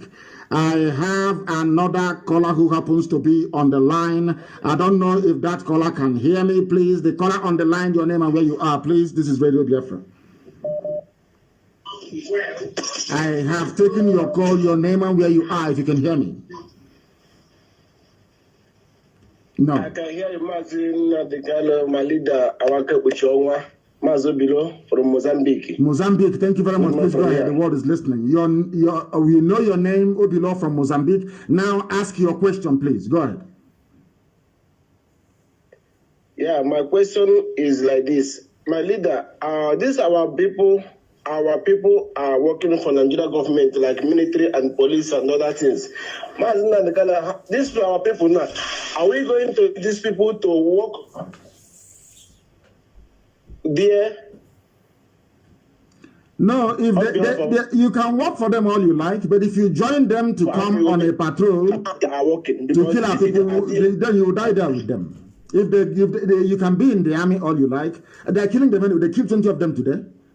As I told you, that they will ambush them and they will kill them. They will take them to the north. They will set up ambush. I said this thing only about five or 6 days ago. I said it. That I have the video now of them taking our people who are serving in the army to the north. And I said it 5 days ago that they will kill them. And has it not happened this morning? Go and check. They've killed 20 of them this morning. That is conservatively speaking. 20 are dead. You stay in the zoo army, you will die there. You join them to come and do any raid in our land, you will kill you, you will die there. Take up all hawk. I don't know what is wrong with them. They don't listen. As I said, is this culture after the war of fear, this very culture of trepidation, this culture of a leadership run by charlatans. That's what it's given birth to. In anywhere else in the world, it's just like saying to anyone, I wouldn't give examples before. It's just like saying that an Irishman should serve in the British Army and occupy Northern Ireland. That doesn't make any sense. They must understand what they are doing. They must understand it. And thank you very much for your call. Your point is well noted. The caller on the line, can you hear me? Your name and where you're calling from, please? I have another. Go ahead. Another question? Yes, sir. Yes, sir. Go ahead then. Very quickly, please. Go ahead. Very, very quickly. Go ahead. Yeah. The question, another question that I want to ask, because some of our people say that they don't want to join IPOB here in Mozambique, but they want to support. Are we going to welcome them? Anything that you want to contribute, they are ready to contribute, but they cannot join IPOB. I don't know. How can we treat these people? No, they can. People, as I said, is this culture and mindset of fear over the years. They said, when you wake up is your morning. You can wake up around 1 p.m. in the afternoon or 2 p.m. The first thing you do is that you will go to the loo and you brush your teeth and you wash your face. That is your morning. You do the same thing that somebody did when they woke up around 7 a.m. as well. So you leave them. Whenever they decide to wake up, it's entirely up to them. But for now, whatever support or assistance they are willing to give from the back, you accept it from them. Because they are not as brave as we are. We are a select few. IPOB was chosen to do this very job. That is why we are brave. That is why we are who we are. That is why the whole world understands what we are pursuing, and we are not apologizing to anybody for it. Not everybody can be like us. You and I are very special. The rest of the IPOB family all over the world are very, very special. Those who understand what we are doing. Not those who have come so that their names may be known and they start opening a bank and start to do one form of rubbish or the other. I mean, those who are chosen. So allow them to do or to participate in however limited way that they want. But we know we are at the forefront, at the cold face of this very battle, and that is where you belong and that's where you will be. Don't look at them. Don't let people's behavior determine for you how you respond to Biafra. Never. Be your own person, be your own woman, be your own man, and do what Elohim have asked you to do. Thank you very much for that. Thank you very, very much. Today is far more better than previous days. The quality of calls today is immense, and I love it very, very much. I have another caller on the line. If this caller can be a little bit patient, I can get them on speaker. The caller on the line, please give us your name and where you're calling from, please. For the last time, the caller on the line, your name and where you're calling from, if you may. It says they are reconnecting. They are reconnecting. I don't know if they come back to us. We will be able to take their call. We will be able to take their call. Calls are all over the place. Unbelievable. How many missed calls do we have? Heaven knows. It's just too plenty. Too plenty. Unbelievable. Unbelievable. The finest radio station on the face of this very planet Earth. The whole world is listening. Humanity is paying attention. The world is listening. That is why we are who we are. Very formidable and unstoppable at that. I have another caller on the line. Can you hear me, please? Your name and where you're calling from, if you know. Yes, I can hear you. Please. Thank you. You finally answered. Yes. Okay. Can you give me a second? Let me just pull up my questions. Please, first, your name and where you're calling from. Okay. My name is Ifoma Mbago. I'm actually calling from Australia. I'm from Obo. Thank you. Please go ahead. Okay, my question now. I have so many questions, but I know we have limited time, so I don't know how many questions I'm allowed to ask. But if you can cram them into 2 minutes, then you can ask as many as possible, but it has to fit within 2 minutes. Go ahead.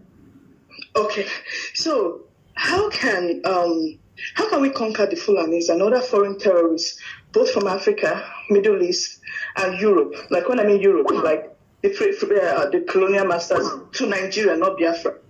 So that when we get Biafra, won't be under any threat. Now hold on to that question. I'll come back to you again for the other questions you have. Let me answer this. We are not going to conquer them. What we are going to do is that we are going to defeat their ideology.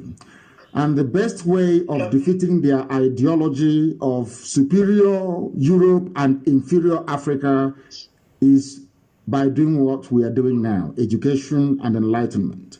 We must remind ourselves of our proud heritage, our proud history, who we are, what guided our ancestors, why we were created by God Almighty in the first place, and the purpose for which we have been born, the purpose for which we exist, and the fulfillment of that purpose for which we have come. These are the things you must bear in mind. Consistency is the key. I call it discipline and application. Consistency. You don't move from that position you know is right. That position which is freedom. That position that existed before the white man was even created. That position that said that Biafra must be. You anchor on it, you hold on to it, come rain or sunshine, morning, noon or night, regardless of what the Fulefus are doing, what they are writing, what they are saying, regardless of the machinations of the workers of iniquity to deflect your attention, you hold on tenaciously to the truth. That is what will set you free. Truth. Hold on to that truth. And the truth is very simple. That God created every man equal. That the white man is not superior to you. The only reason why the whites are superior to blacks is because of the way they reason. They allowed light to shine upon their reasoning process. That is what we are doing with IPOB, Radio Biafra, to make our people to reason like human beings. And they can never come in. Let me give you an example. Let's say we make you the female head of state, the first head of state of Biafra land. Amen. And there will be a plot against you. People will plot to kill you. People will plot to overthrow you. A white man is not going to come from England to come to Igbocha, our capital, or to go to Enugu, the capital of the Igbo nation, to go and say, hey, come, I'm going to kill you. I'm going to do something against you. No. They will use our people. They will always use somebody who is close to you, either to poison you, to kill you, to ruin, as they did to Thomas Sankara, and as they did to what's his name, Patrice Lumumba in Zaire, and as they've done to many other people. They always use you to kill yourselves. They always use traitors. They always promote traitors and saboteurs to do their dirty work for them. Now, listen, in Biafra land, we are going to build our security system to be loyal to the ideal of the state. Now, listen, there's a difference. When you train people to be loyal to the ideals of the state, that means they serve the constitution of the country. Our soldiers, our police, our secret police, everything, our intelligence services, you are serving the constitution. And the constitution says that whoever is elected will be in power for 4 years. The only way you can remove them is through the National Assembly if they have committed high crimes and misdemeanors. And this woman hasn't done anything wrong. Now listen, it is the job of the army, the police, the secret service, and everybody else to protect you, regardless of their interest, to protect you to be in power until you finish the work you're doing for your people. Now that is the difference between a civilized nation in Africa and a very backward one. Because let me tell you what usually happens. Let's say you are our president and they go to your deputy or they go to the foreign minister and they promise them a house in Paris or maybe a flat in London. They say, we'll give you a mansion in Dubai. Go to your land, plot a coup to disrupt what is happening in your land. And you agree. And let me give you an example like Nzogu did. Nzogu was very foolish and very naive. I say it live on air. Nzogu is a revolutionary, but he was very naive. He didn't know that the British were using him. The reason why Britain instigated Nzogu and co to carry out a coup and install, as they are promising them now presidency, to install Awolowo as the president, was to stop the phenomenal economic growth of the East under Dr. Michael Okpara, but they didn't see it coming. Do you understand? They never saw it coming. Nzogu and co never knew that the reason why Britain instigated them to carry out a coup, knowing fully well Fulani reaction, was to stop the economic growth of the East. Because as I said earlier, Dr. Michael Okpara had the fastest growing economy in the whole world. 51% every year. In the whole world, the fastest growing economy on the face of the earth was in Biafra land. Before 1966-67. So that tells you everything you need to. So let's say as you are now, Australia Secret Service will meet you. Oh, this thing, you're supposed to, they start by saying, oh, you're very bright, you're very intelligent, you're supposed to be the leader. Why shouldn't Nnamdi Kanu be there? Why don't you do something? You know, he's this. That's how they get into you. And then they start to advance you some payments. And then you turn into a saboteur without knowing it, working against the interest of your own people. In Biafra land, right from kindergarten, we are going to teach our children how to protect our national interest. It's called civics. From kindergarten, we will teach them how to protect our national, as they do in Japan. That way, no idiot from anywhere can meddle in your way of life. Do you have another question, please? Go ahead. Yes, sir, please. Okay, so thank you. I'm not going to... So the next one is now, what will be the fate of these foreign oils, like, let's say, Shell, Chevron, Schlumberger, that are actually in Nigeria? Because I believe that they contribute to the high rate of unemployment by employing their own citizens instead of our own citizens, like graduates. Even because if you notice, there are some of our people who actually studied abroad and they came back home, maybe like let's say in UK, they were actually sent back home after their studies because they can't really grant them PR and they have to come back home. And those people actually have that skills, right? So what would be the fate of like these foreign oils? Like, for example, my husband actually told me something. He said he met with this, because he's a doctor, he had this patient of his. He's actually a Caucasian. So he said he wanted to go to Pakistan, right? But he was declined. He wasn't given a visa to go work there. But whereas in Africa, they actually treat him like expatriates. But this guy, this Caucasian, he's actually a mechanic here. But he was treated on a high level like in Nigeria. So how are we going to treat this oil, like these foreign oil companies, because they contribute to the high rate of unemployment? That is when we get our Biafra. Then I will answer your question by making a very simple reference. Go and look at how Saudi Arabia control their oil and their gas. That will tell you. But I'm also going to say this now. The economy will aim for zero carbon emission economy. The type of investments I would like from the USA is not the likes of Mobil or Chevron. As powerful as they think they are, I prefer people like Tesla, cars that run with solar energy. The same thing that Saudi Arabia is doing, because I watched a clip where they said, despite being the largest oil producer in the world, that they're looking to the future. The future is no longer about oil. There will be no oil in the future anymore. Even if there are to be oil in the future, I don't believe that Biafran economy will be based on the export of oil and gas. Look at the pollution in our land and what it's causing to us. So with all due respect to all these monstrous and huge companies, every existing contract will be honored. We will honor every contract that is existing. but they have to operate under our rules, employ our people, be environmentally responsible, and do what is right. The same way they operate in the USA is how they're going to operate in our land. Any quack, any idiot they are sending to us who may be an ordinary mechanic that will want to be regarded as an engineer back in our land, that will not happen. And if there is any job a Biafran can do, a Biafran will do it. There will be no foreign expatriate in that very position. It's as simple as that. God gave them brain. God also gave us brain. If we develop our brain and think properly, then we should be able to do everything that they're doing. That is why they do not want Biafra. They understand our pedigree. They understand how resolute. They know how intelligent. They know how determined. They know how resourceful we are. That is why they're going up against us. And they know that in Biafra it will be different. Thank you, my dear sister. Thank you very much. Sorry, before you let me go, sir, please, yes. Just one last question, please. Please, I'm just going to summarize it, please. Go ahead. Okay, if now let's say the government now, the Nigerian government are ready to break up, like ready to grant Biafra requests, right? What about this Ifulifus, like our governors from Southeast?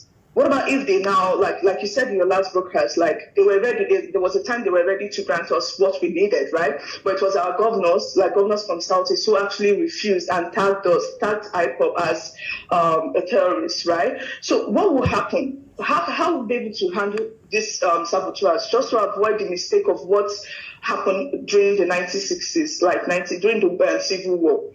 I don't know if you understand what I mean. Like, I do. Those of them who actually delayed it. They are criminals. Those of them that will survive it will be tried and jailed in Biafra land. As I said earlier, those like Joey Boko will be put in a psychiatric hospital because you can see that he's not well. There's a difference between a traitor who knows what he's doing and one who's, should I say, who's a psychiatric case, who has an imbalance in the brain. So if somebody is doing sabo job because they're not well mentally, you can maybe forgive them, put them in a mental home.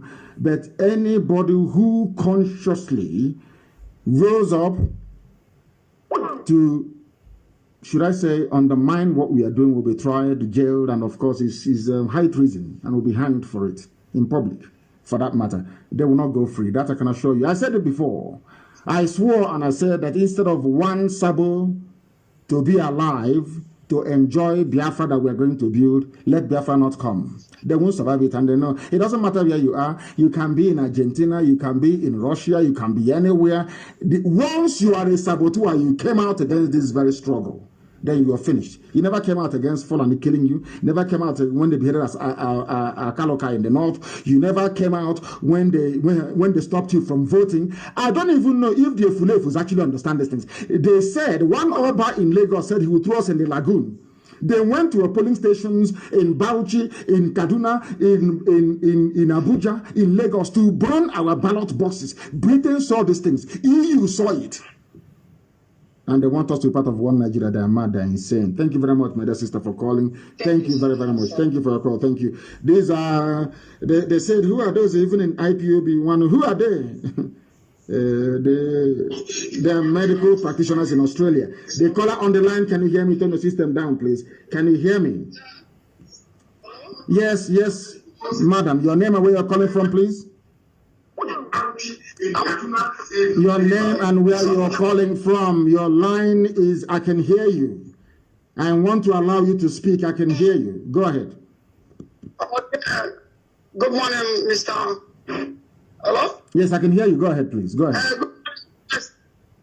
Yeah, I'm coming from India. From India. What is your name? My name is Uchechukwu Enyinaya. I'm from Haji. Thank you very much. Please go ahead. From India. Go ahead. Yeah, my question is, since the British came to our land and introduce currency that we are using today, called pounds. Yes. Yes. And before they came, I've already been using cowries. Yes. So if we get our freedom, are we going to use the same British currency? Or are we going to introduce our cowries, which is ego iron? No, we are going to be like every other person. We are going to have our own currency. It will not be called a pound. Isn't it very funny? It's a good thing, my dear sister, this point you raised. Isn't it very funny that the same people that hated us so much, Ojukwu actually pegged the Biafran pound to the British pound, also called it pound as well. You see, can people now actually see the way that Britain ate into our brain? That even when they are killing us, we are still using their currency, pound. Unbelievable. That is to show the type of people we are. We are open-minded. Why Britain hates us is their business. Why Britain despises us is entirely up to them. I don't know. Now, to answer your question, we are going to go back to having our own currency. It won't be called pound. It won't be called dollar, but it will be pegged to the dollar, of course, because of exchange rate fluctuations and other, because of the likes of George Soros, people who speculate on currencies, people who run it down. They will come to you and tell you to devalue your currency because they've hedged their bet on your currency going down. That was how George Soros in one afternoon made £5 billion in front of our eyes. I saw it. Nobody told me. George Soros was not a very wealthy man before. This multi-billionaire now that is going all over the place playing God. George Soros was an ordinary currency trader in London. During the Black Wednesday, I think that was in 1990, I can't remember anymore, 1996 or 1997 in the UK, when Norman Lamont was the then Chancellor of the Exchequer. It was called the European Exchange Rate Mechanism. You know what they did?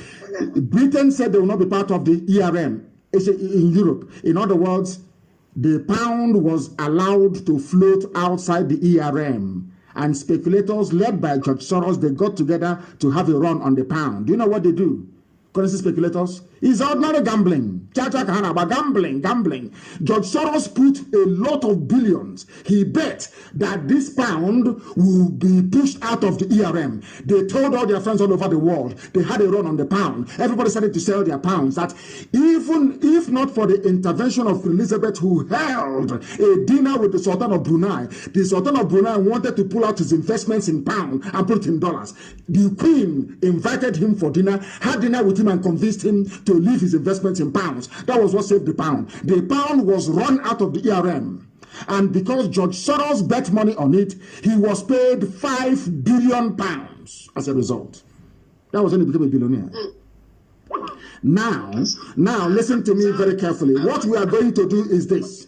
We are going to have our own currency, but it's not going to be based on paper. We will try to minimize paper. The world has moved on. There are cashless transactions. Everybody will have their own card with which to make payments. All over the world, people are moving to cashless. Nobody carries cash anymore, but our own currency will be called a gemma, which is the currency of the Asians. A gemma, it will be called. No pound, no dollar, no nothing. We are who we are. Thank you very much. Thank you very, very much for that. Thank you. We have another caller on the line. I don't know if this caller is agile and able. Can you hear me? The caller on the line, can you hear me? No. I said the caller on the line, can you hear me? Turn your system down. Can you hear me? Yes, I can hear you. I can hear you. Please, your name and where you're calling from. Hey, can you hear me? Maybe it's the network. I wanted to speak to him. Very, very desperately, I wanted to speak to him. We have another caller on the line. This caller, can you hear me, please? Can you hear me? The caller on WhatsApp, can you hear me? Yeah, I can hear you, my director. Hey. Good morning. My name is Chizoba. I'm calling from Denmark. Chizoba, is it a male or female name? Oh, no, it's a female. It's both female and male name. Oh. It's both female and male name. Chizoba, thank you very much. Please go ahead. The world is listening. Go ahead. Yeah, at least I want to just say something concerning the death, people that died in Enugu 21. Yes. I want to like tell our people, particularly those in diaspora. If you know you are in diaspora, director, please pardon me. I'm going to use a coded language. Please go ahead. Please, if you know you are in diaspora, you must learn how to play music. Yes. You must learn how to play music. If you don't know, if you have the people of wherever you are staying, you have a quality, please go and tell them that you want to join reserve. Go to where those people that, where they are, those people that wear green, tell them you want to join reserve. From there, you will learn how to play music. And if you don't have quali, you have the one of moving out and coming in, that kind of thing. Please go to YouTube. Learn how to play music. There are different instruments in the YouTube there. You can see we have different AK, different A and K. You have different one, and we have other type of one too. Learn how to play music. If you're from the old Eastern region, the Fulanis do not understand peace, go in peace, and they don't. They only know how to play music, and it is not a crime too if you learn how to play music. Those in the Zoom, please do not spend your data in Facebook alone. Go to YouTube and learn how to do anything, how to go over mixture. That when we do it, when you throw it, because the fireworks, it gives you a better beautify that place. Please, we should take away fear from our body. It is only once that person will. Let me tell you, everybody in this world will die. Except few that God said they will not die. Everybody will die. It is better you die as a honorable man than dying as a chicken, little chicken. No! Take away the fear from you. It is better before you die, you at least 2 go down, 3 go down, 4 go down. You die as a honorable man. If you're my husband, I will say yes. You die as a honorable, and I will give you a befitting burial. Please take away the fear. How can 3 people, 3 riffraff hold your people? You give me your key. Okay, what is wrong with our people? Take away the fear from you. Learn how to go over. Learn how to go over. This is for those of you who are in this, who will understand. Be combat ready. Learn how to do mixture. Anyhow, you bring this kaka, you bring that kaka, you point, you give you a very nice flavor.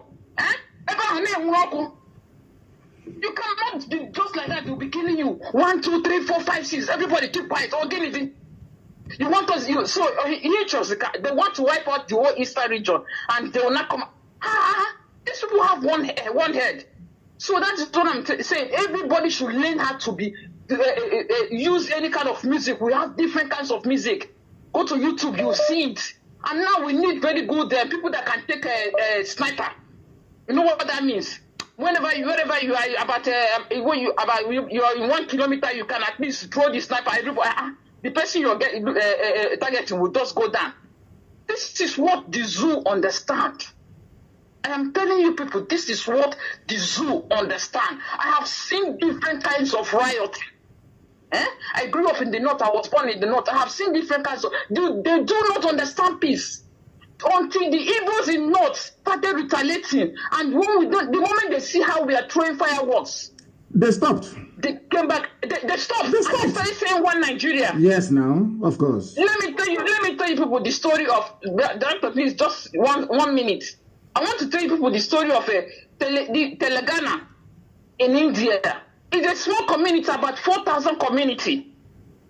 They were being oppressed by the feudals. These feudals, they impose heavy tax on them, and they have weapons. So they were being oppressed. At the time, they said no, they cannot take it any longer. The 4,000 villages, they all go, and why the spirit of their revolution, the sources of it was that they all learned how to play music, different kind of local things, and they take off these people. At the end of the day, they were able to win. They only lost 4,000 men. That is each one person died in one village. 4,000 village. They only lost 4,000 men. It is time to stand up. Stand up from there. Then it is only once you will die. Only once. And that is it. Stand up.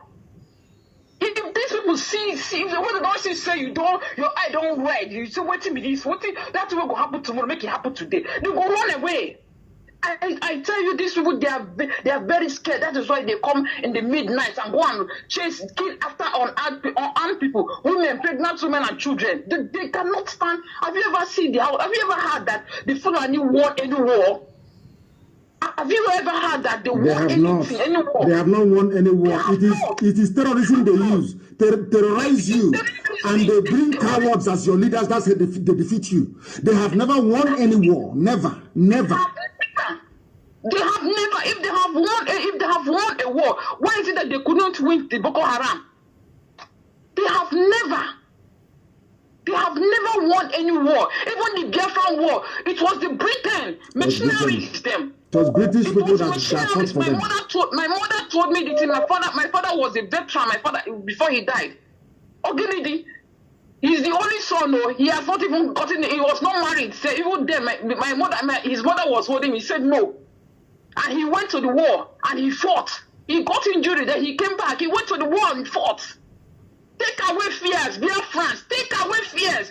Even we were not born as a coward. Dear friends, we are not born as a coward. That is why every seven after when you are born after 7 days, you are circumcised with knife.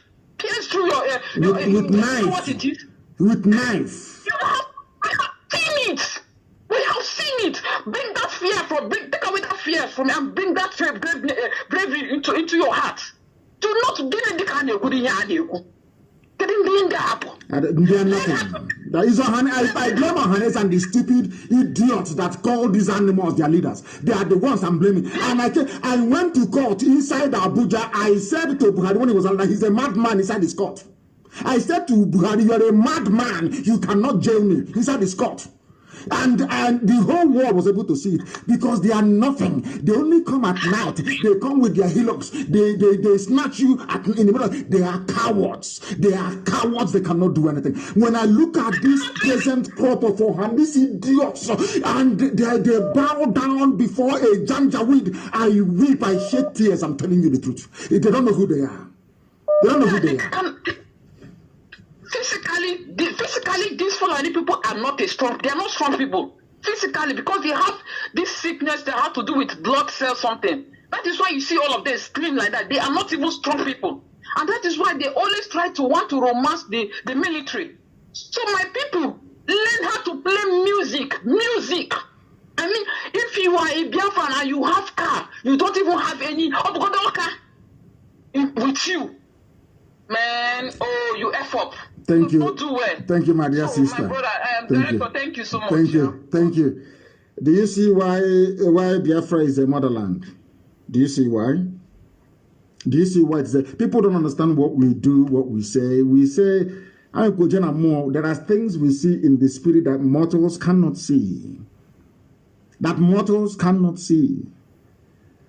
You cannot be afraid of this. They've been killing us before in Enugu, killing us everywhere. We kept quiet. But now we are saying, come. In the open, come. If our fathers that did not have the privilege of going to MIT was able to build Eboni, imagine what we can do now. Doctors, scientists all over the place in IPOB, imagine what we can do. Do you think I'm relying on Britain to give me arms? Do you think I'm relying on importation of arms? You're sick in the brain. There is nothing we cannot manufacture in our land.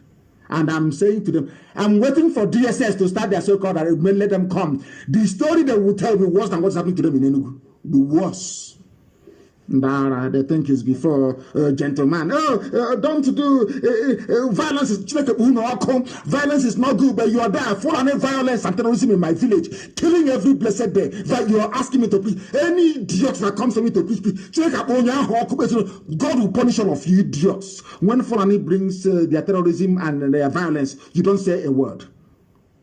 When I say something, you start talking rubbish. They will see something now. We have started.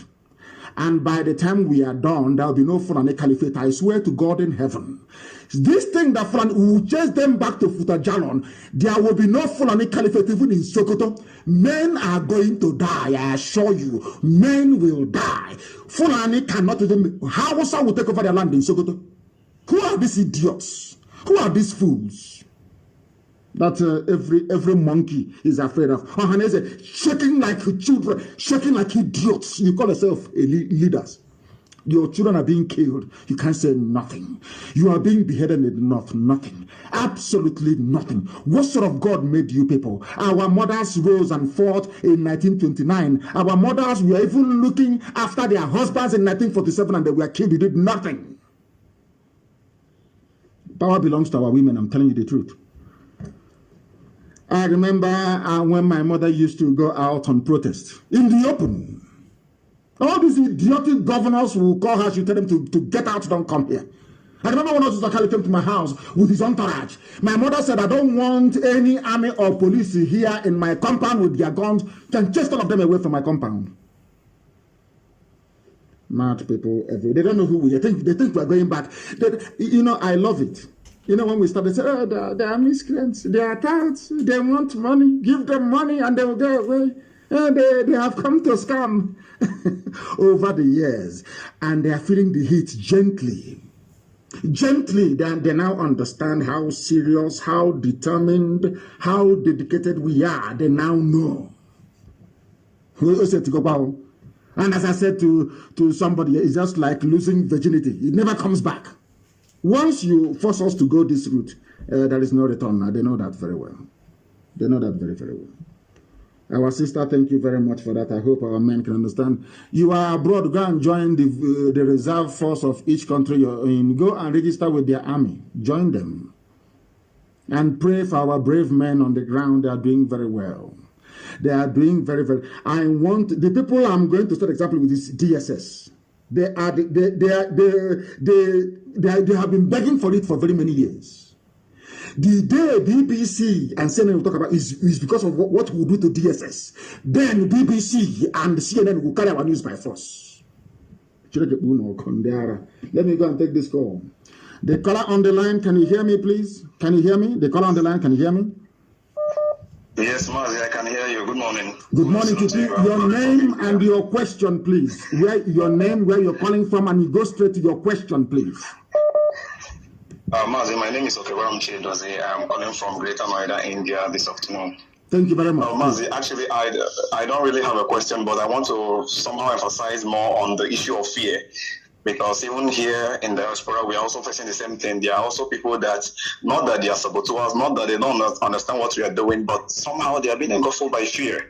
You understand? They are filled with fear. And that is part of the problem, right? Yeah, and one thing is certain. There's no way you can accomplish when you're afraid. But this fear never used to be in us. We never used to have this fear. As a people, we were very brave. People who stood up and spoke the truth always. I don't know where this culture of immediately. I don't know if it is after the war. That defeatist mentality just came in, and our people became cowards overnight. Men who would normally stand up and speak the truth, no matter whose ox is God, they have now become lily-livered cowards all over the place. This fear, and it transcends to their children and to their children's children. Now we have a generation of cowards who now have graduated into sabo work. That's what they do because they are cowards. Only a coward can be a saboteur. Once you are a coward, you want to dine with the enemy. You want to look for the easy way out. We have chosen to do this the hard way, not the easy way. And that hard way is giving us the result that we never freeze our freedom. Thank you very much. Thank you. We are not going to be cowed by cowards who claim all they want is leadership, who is going to contest, who is going to be governed. I don't know where this breed came from. I have no idea which part of the planet Lucifer threw them into Biafra land from. I have no idea. These bunch of idiots everywhere, both in the diaspora and at home. Idiots and cowards. Born and fathered by wretched Janjaweed. They think it's before you come, you kill, you go. We complain, we cry. They have killed us. We write to Amnesty. We write to UN. Nobody's talking to us. Now you will talk about us. You will talk about us. So come and kidnap now. Come and kill. We are asking you, come and shoot unarmed people. Come. I'm now begging you to come. Come and kill. And you see what will happen to you. Come now and kill. You see what will happen to you. Fools everywhere. The caller on the line, can you hear me? Please, your name and where you are, if you may. Good morning, Nnamdi, Kanu. Good morning. My name is Chukwudi. I'm calling from Vienna. From Vienna, thank you very much. Please go ahead. I just want to say that the issue of fear, knowledge drives away fear. When people know the ideology driving those who are coming at them, it will make them understand more, because people who see you as inferior in a certain way because they call you infidel. And it's something that, like those of the Caucasians, or you believe them, so to say, who came and give people derogative name like nigger area and things like this. It's the similarity. This is why they could work together to oppress certain people. So if our people should go into knowledge of everything. Our people, one time I was reading the Quran and so my friend was scared of it. I said knowledge is very important, because I remember even when I even wrote you, but of course you have a lot of messages, when Asari was swearing with the Quran. In Quran there is something they call taqiyya. This is a thing that gives them allows them to lie, to deceive the so-called enemy or infidel. So when we know the jihadist mentality, it makes our people to understand, even sometimes when they say they come with peace and they will strike. And if we go into of course, one Nigeria, let's fight for unity. Meanwhile, they have 6 terrorist groups, 6. The same idiot telling you about one Nigeria is funding Boko Haram. The same idiot telling you about one Nigeria is funding Ansaru. The same idiot talking about one Nigeria, let's live in peace and harmony and move the country forward. They are the ones funding Yetiala. These are the idiots. When they talk about the useless unity, some of these morons and idiotic governors, they buy into it because of what they can get for themselves and their families. And we will not forgive them. I'm telling you, because look at what they are doing. Look at what they are doing. They have allowed these people to instill fear in them. From there, they have transmitted that fear into the populace. From there, we now have endless supply of cowards everywhere, all over the world. Every idiot is now a coward. But I thank Chukwuka for IPOB. I thank God for IPOB and for Radio Biafra, what we've been able to do. We have now truly changed the narrative. All that fear, all that garbage is gone. We are now facing our enemies. Wherever they want to meet us, we meet them. In Biafra land, let me see what BBC will say when they start to, they themselves also feel the heat. CNN will cover it and let us hear what they're going to say. They think they have money, they think they have influence, they think Britain can save them. Britain cannot save the Fulani. Britain can never ever save you. I swear they cannot save you, because Britain cannot kill every Biafran on this very earth. They cannot do it. And that is why we are going to win, because what propels us is stronger than what motivates them. For us, our obligation is to the dead. You know what that means? Our loyalty is to those who have served and died, and not to the living. And as long as you cannot speak to the dead, as long as you cannot get the dead to change the mind of those who are living, so are we determined and set in our ways to restore Biafra. Every idiot, every bagger, every entity, every dwelling of Lucifer must crumble before us. I say it before I do it, so that when we do it, the world will know how serious we are. I thank you very much for that, my dear brother. Thank you very, very much. We are relentless, we are resolute, we are determined. At the end, Biafra will come, and all the enemies of Biafra will be hanged. That I can assure you. The caller on the line, can you hear me? The caller on the line, I have you. Can you hear me? Your name and where you are, please.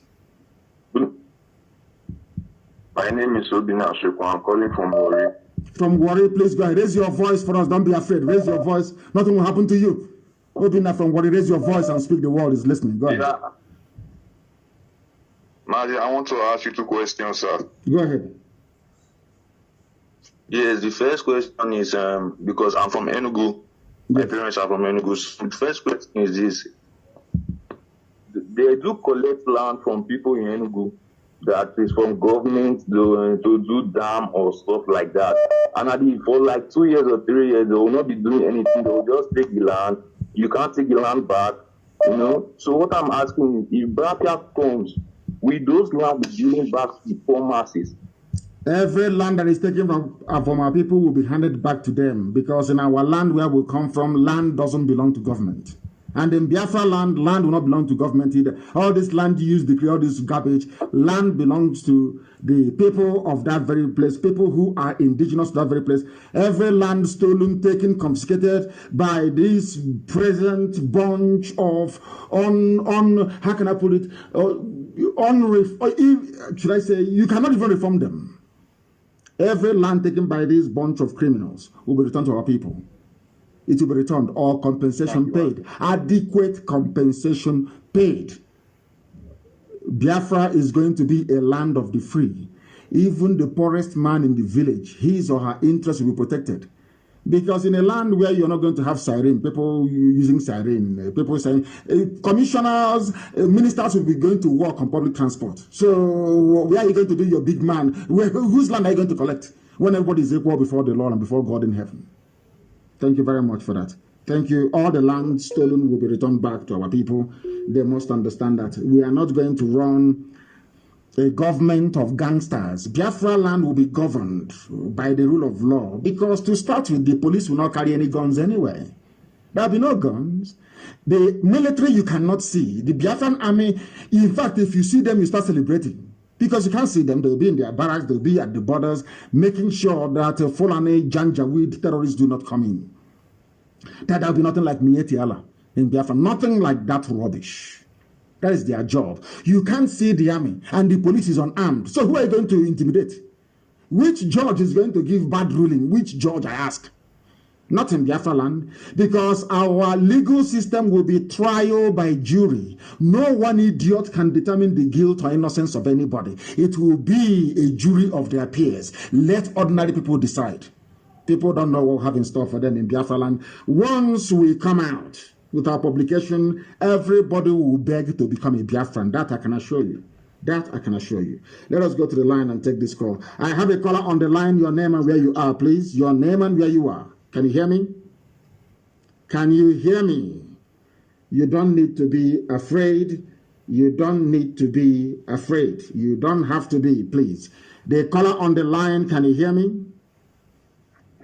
Yeah, good morning, sir. Good morning to you. Please, your name and where you're calling from. You go straight to your question, if you may. Yeah, my name is Nwachukwu Justice. I'm from Imo State, Biafra land. There is nothing like Imo State. Where do you come from? Where is your hometown, please? Okay, I'm from Isu local government. Thank you. And where you, Amandowa, nice people. Where are you calling from? Oh, I'm calling from Germany, sir. Thank you. Please go ahead. Sir, before I commence on my question, I want to hit a few points. It's about the killings that have been going on in Biafra land, and to be precise, this very one that happened 2 weeks ago in Eboni. I've been watching to see if any of our government will come up and condemn this killing publicly. But none of them come up, like none of them was bold enough, not even the ministers, not even the lawmaker, except Senator Baribe and one other person who happened to resign as a result of the killing. So, but our government, our governors, the people, our number one citizens in the state, none of them come up publicly to condemn this killing. And this seems that they are really in support of what is going on. They are really honoring their masters, the Fulanis. So what I want to say is, I've heard a lot of people saying that the Igbos, the reason why we don't have the support of our Hanes and Igbo is because we are rebellion, we are not respecting them, things like that. But when an elder is not living up to is not living up to expectation, then the child have to correct him or her. So my question now is, what are we doing, or what are we going to do in order to address, we have to hold our people accountable, especially our governors, because the Fulanis cannot enter our land if the governor does not permit them. So it is the governors that give them this, the privilege, that giving them the enablement to enter our land and persecute our people. And, there was something that happened years ago in Russia when, I think a week to the eve of a Russian election, there was something President Putin said when he was unveiling his new arsenal. He made a comment that they have been calling the attention of the global to see them as a global power also, but nobody wants to listen to them. But now that they have to listen. You know why?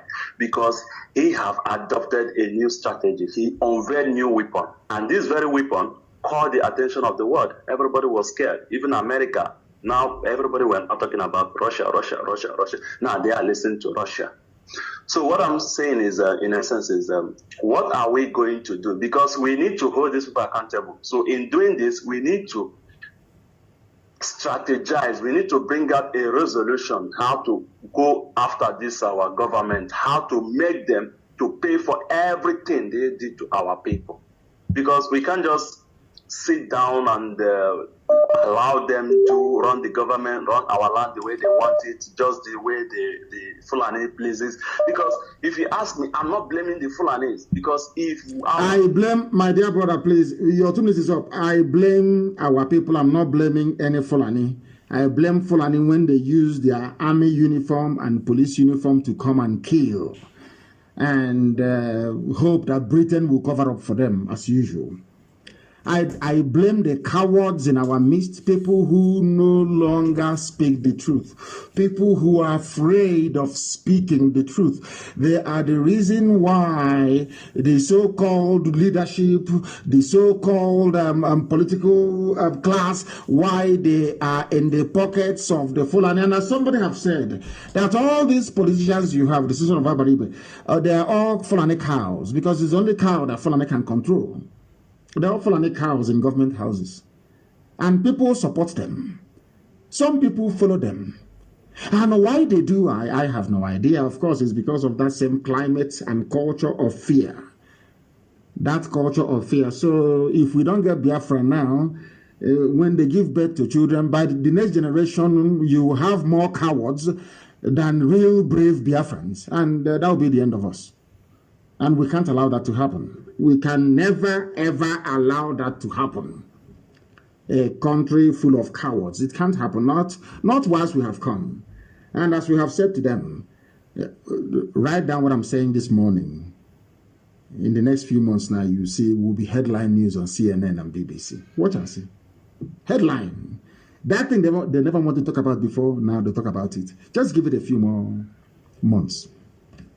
Will be headline on BBC and CNN. Watch and see what is going on. The whole world talk about us by force. Because we kept quiet, the killings, arrests. Very soon, we will start with them. Anywhere they come to kill us, they will die. That's number one. Number two, there will be no checkpoints on our land. You watch and see what's going to happen. And there will be no armed robbery and no kidnapping. If you're caught doing armed robbery or kidnapping, you will go down. I'm telling you, we are going to remove their useless checkpoints. Not because people can start doing armed robbery. And as I told you, in Oba today, is there any cultism in Oba anymore? Is there any cultism in Oba? None. The same way I should say that one day you will see there will be no more sabo. We will set an example with only one saboteur and the rest will learn. So all of you should be prepared, because there will be international condemnation and there will be pressure. All of you should be prepared for what is to come. Not you. People say, hey, go ahead, we are with you, we are with you. When the heat, starts coming from the enemy camp, then you back out. No. If you're saying we should go, you are with us all the way through. Because the world will complain about us. But you need to be mentally strong. Remember the 5 million they killed. Remember how they killed our mothers in 1929, how in 1947 they killed us. Remember Akaloka that they beheaded in the north. Remember all those that have died. Remember those massacred at Mpo. Remember all the dead. Remember the 28 that died in my house. You must remember all these people, because the pressure will come for some of you to resist what we are doing. But if you stand very strong, we have won. Only the Fulanis have 6 terrorist groups, only them. And they are ruling the zoo. And the world hasn't collapsed. They are not condemning the Fulani. So we must be very, very strong mentally for what is to come. And one day we shall hunt Sabo down. Even if you're living in Sabongeri, Sabo in Sabongeri will hunt you down. Wherever you are, will hunt you down. This nonsense is enough. Enough is enough. I thank all of you who have called this morning, especially our mothers who called, and our brothers from everywhere. All of you, your suggestions, your ideas are welcome. And I believe that most people are saying that this morning's program has been very, very illuminating, very exciting, and very, very educative. And we hope to keep it that way going forward. That is why, for those who don't understand what we are doing, Biafra is just another agitation. But we know what we are doing. We know that Nigeria never existed, that only a fool can call him or herself a Nigerian. People who are psychologically, mentally inferior. People who think that only a white man can bring source of knowledge and enlightenment to them. To those idiots, we are saying to us that Biafra is a religion. And here on radio, Biafra is where we worship.